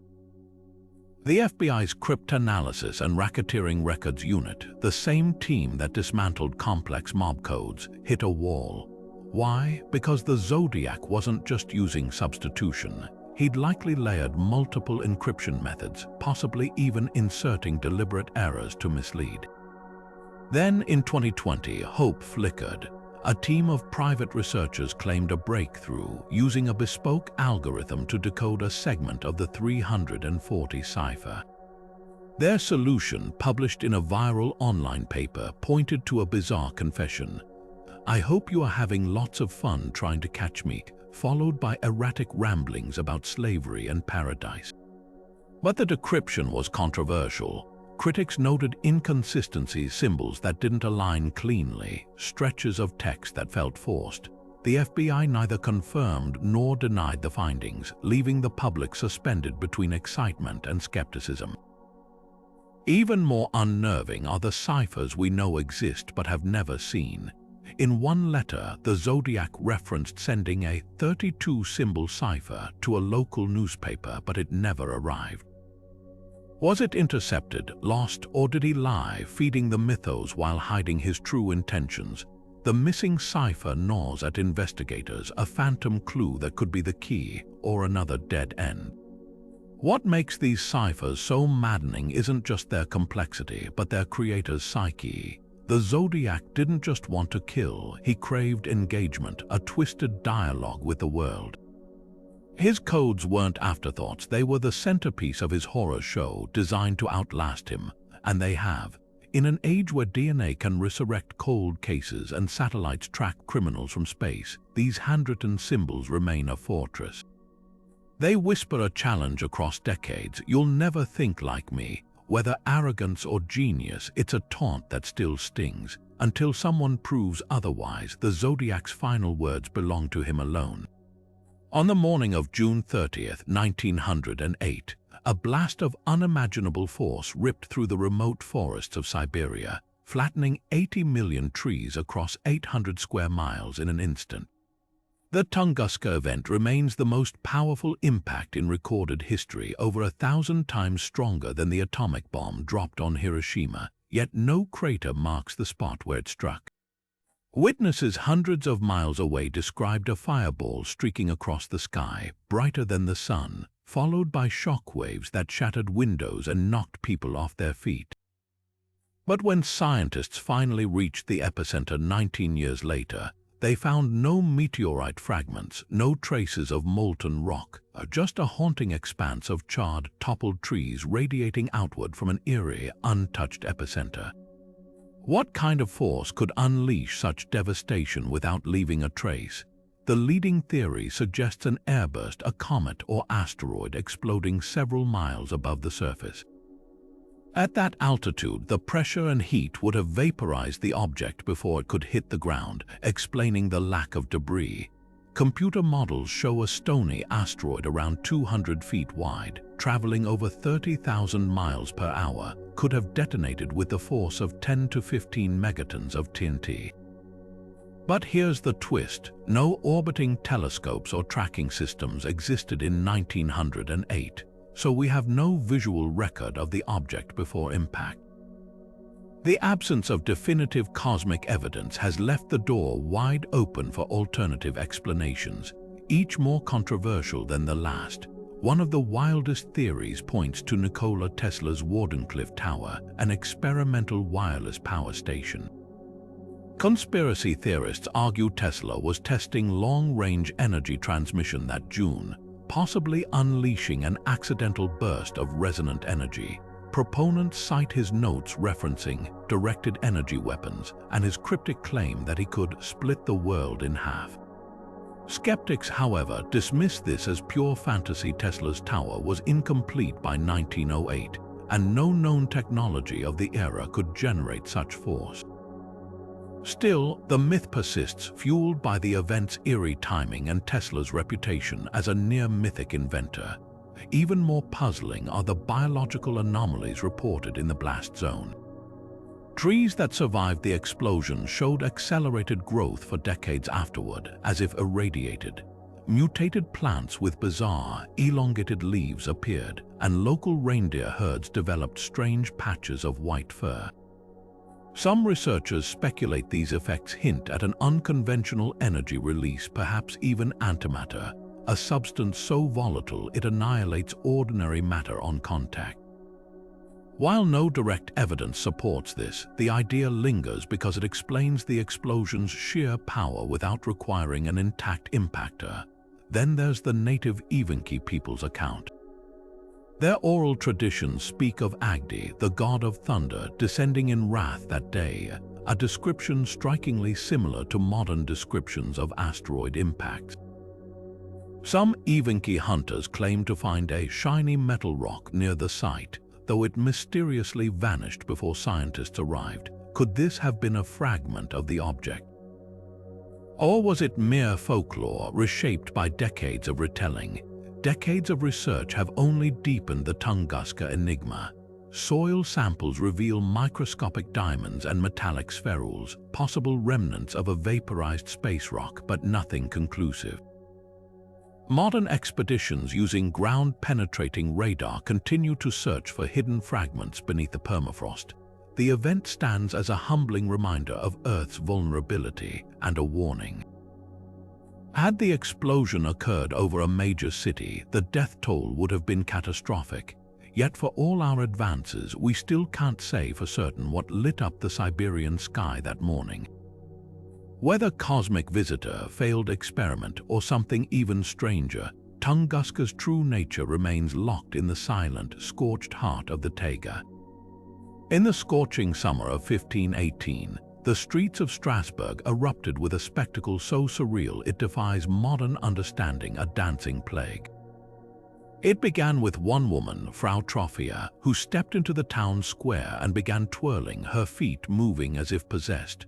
Within days, dozens joined her, their bodies convulsing in frantic, unrelenting motion. By month's end, over 400 people were caught in the grip of this bizarre frenzy, dancing until their feet bled, their bones fractured, and some even collapsed dead from exhaustion. No music played, no revelry accompanied their movements, just sheer, unending compulsion. What could drive an entire community to dance itself to the brink of destruction? One of the most compelling explanations points to ergot poisoning, a toxic mold that grows on damp rye bread. When ingested, ergot can cause hallucinations, muscle spasms, and a condition called St. Anthony's fire, symptoms eerily similar to the frantic movements described in historical accounts. The summer of 1518 was unusually wet, creating perfect conditions for ergot to thrive in grain stores. But here's the catch: while ergot might explain the involuntary movements, it doesn't fully account for the social contagion aspect. Why did so many succumb simultaneously, and why did the dancing persist for weeks, long after exposure would have faded? Another theory leans into mass psychogenic illness, a phenomenon where stress and shared trauma manifest physically in a group. Strasbourg at the time was a tinderbox of suffering. Crop failures, famine, and waves of disease had left the population desperate. In such an environment, collective hysteria could have taken hold, with the dancing acting as a subconscious release of pent-up anguish. Historical records note that some victims begged for help, screaming in pain even as their bodies refused to stop moving. This wasn't celebration, it was agony disguised as motion. Then there's the religious angle. Medieval Europe was steeped in beliefs about divine punishment and demonic possession. Some scholars argue the dancing plague was a form of ritual penance, with participants convinced they were atoning for sins or exorcising evil spirits. Local authorities even encouraged this view, constructing stages and hiring musicians at one point, as if orchestrating the madness might somehow purge it. Yet this intervention only seemed to fuel the chaos, blurring the line between cure and catalyst. Theories aside, the dancing plague's true horror lies in its ambiguity.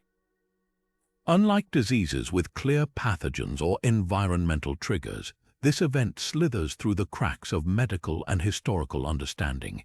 It's a reminder of how fragile the human mind can be under pressure, how easily reality can unravel when fear and superstition collide. And perhaps most hauntingly, it raises a question we still grapple with today. In the face of the inexplicable, how do we tell the difference between a sickness of the body and a cry of the soul? The streets of Strasbourg may have fallen silent, but the mystery lingers, a ghostly waltz echoing across the centuries.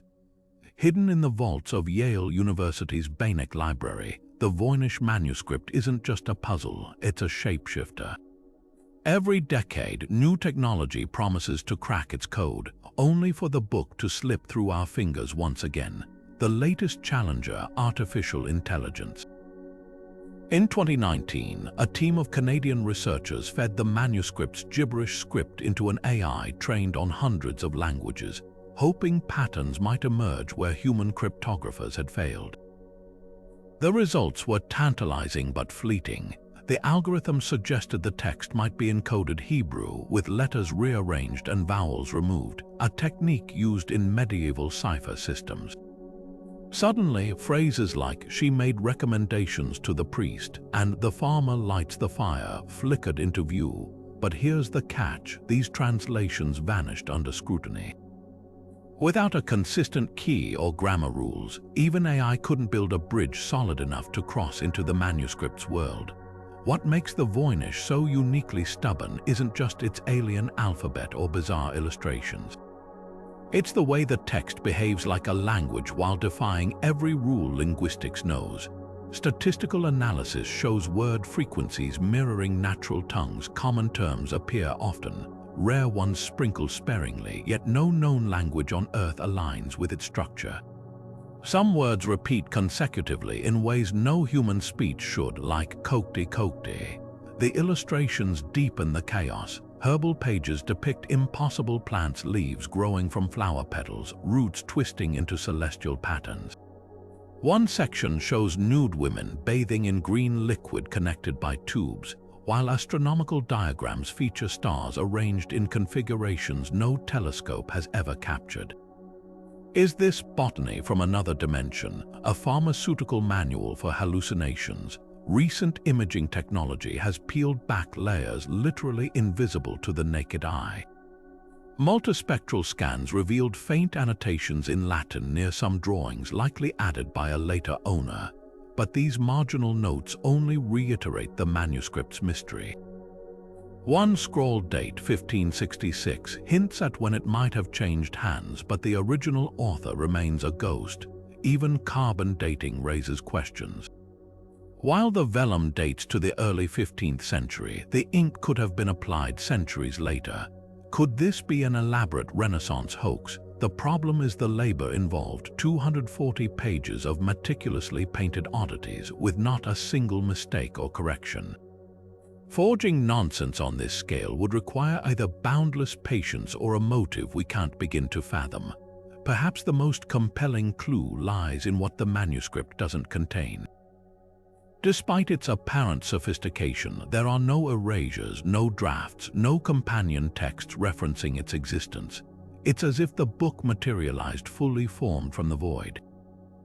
This isolation has led some researchers to propose it's not a language at all, but an early experiment in steganography hiding messages within what looks like nonsense.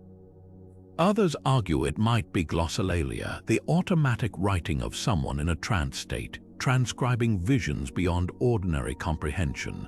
The Voynich's resistance to decoding has birthed a peculiar paradox. The more we study it, the less we understand. Each technological leap, X-rays, supercomputers, neural networks, only underscores how thoroughly this medieval enigma outsmarts us, yet that's precisely why it endures. In a world where algorithms can predict our thoughts and map our genomes, the Voynich Manuscript remains a fortress of the unknown. It doesn't just defy translation, it challenges our very belief that everything can be known.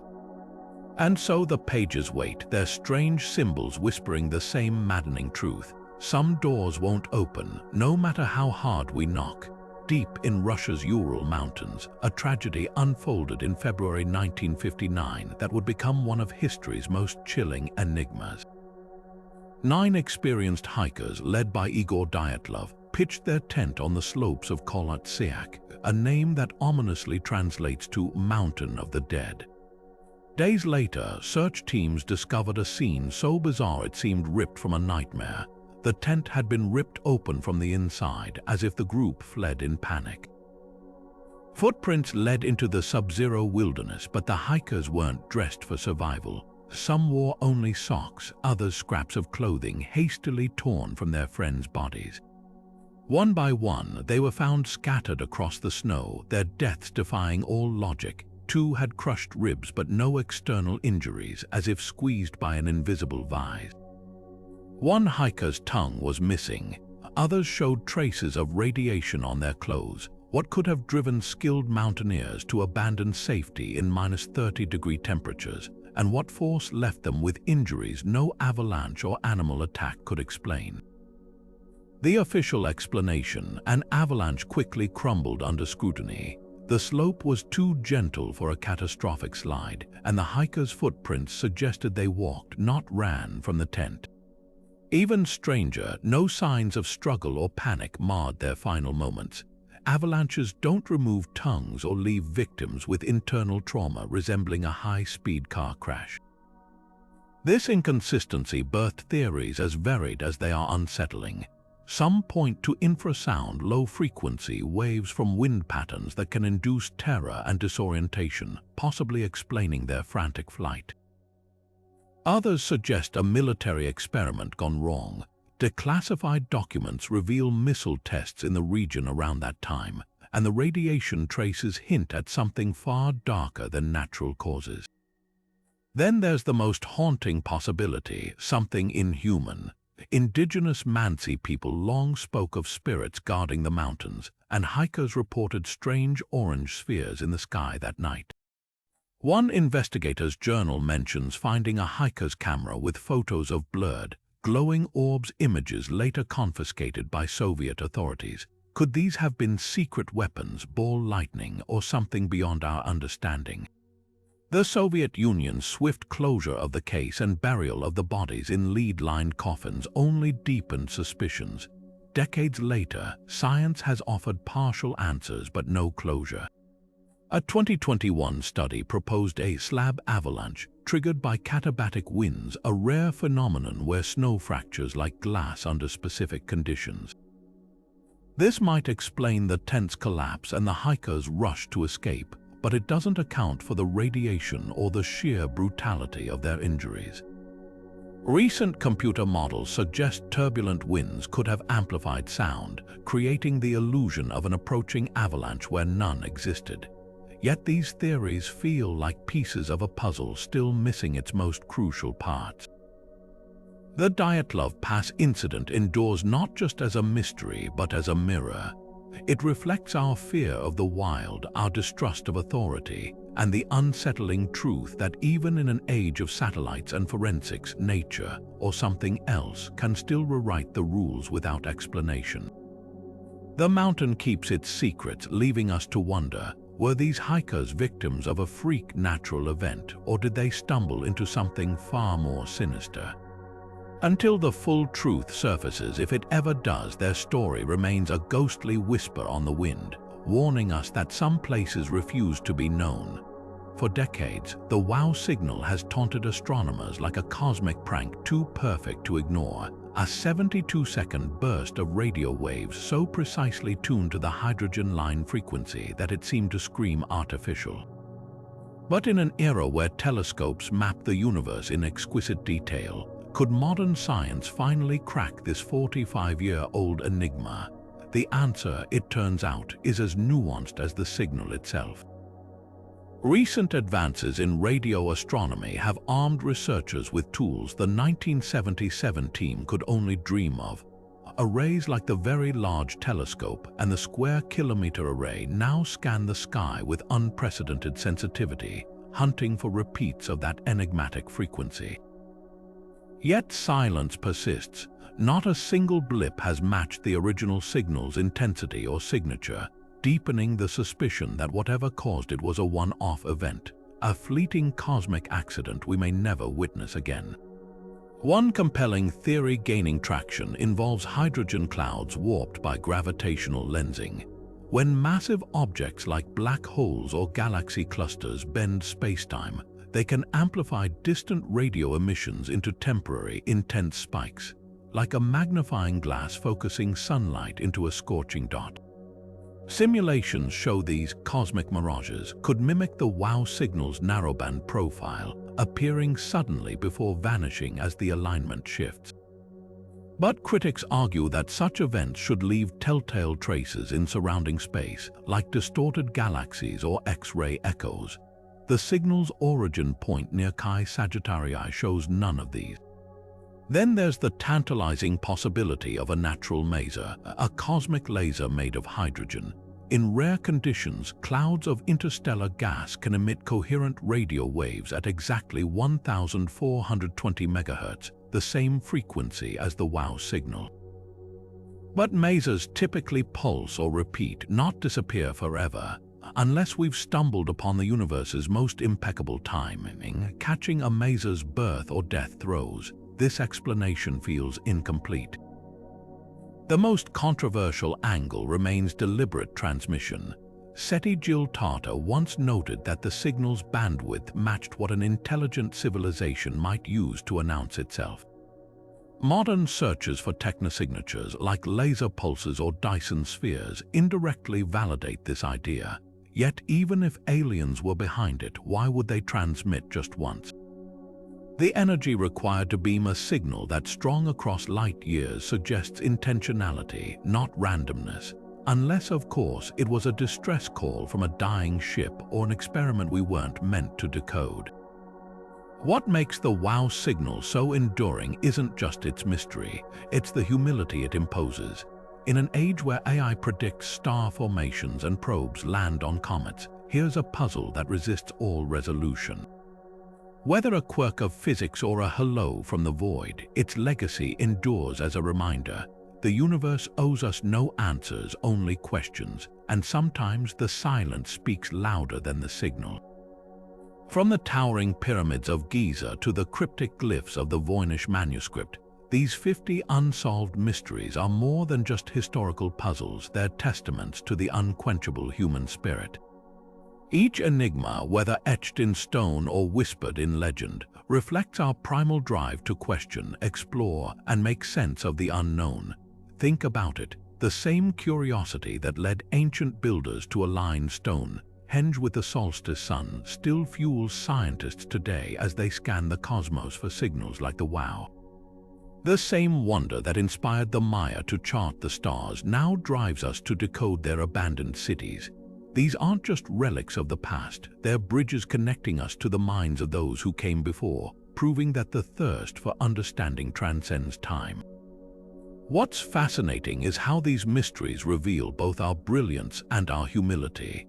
The Antikythera Mechanism shows how advanced ancient engineering could be, while the Bermuda Triangle reminds us how much of our own planet remains unexplained.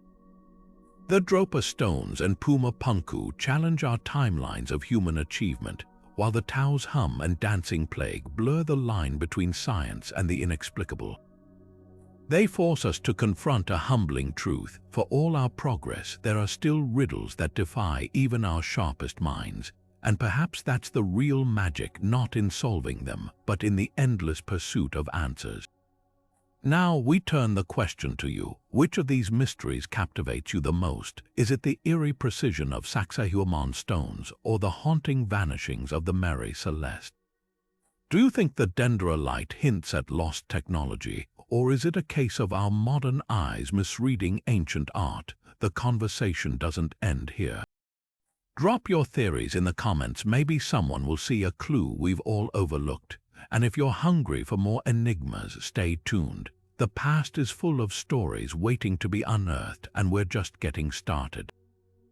Until then, keep questioning, keep wondering, and remember, the greatest mysteries aren't just about finding answers. They're about the thrill of the search.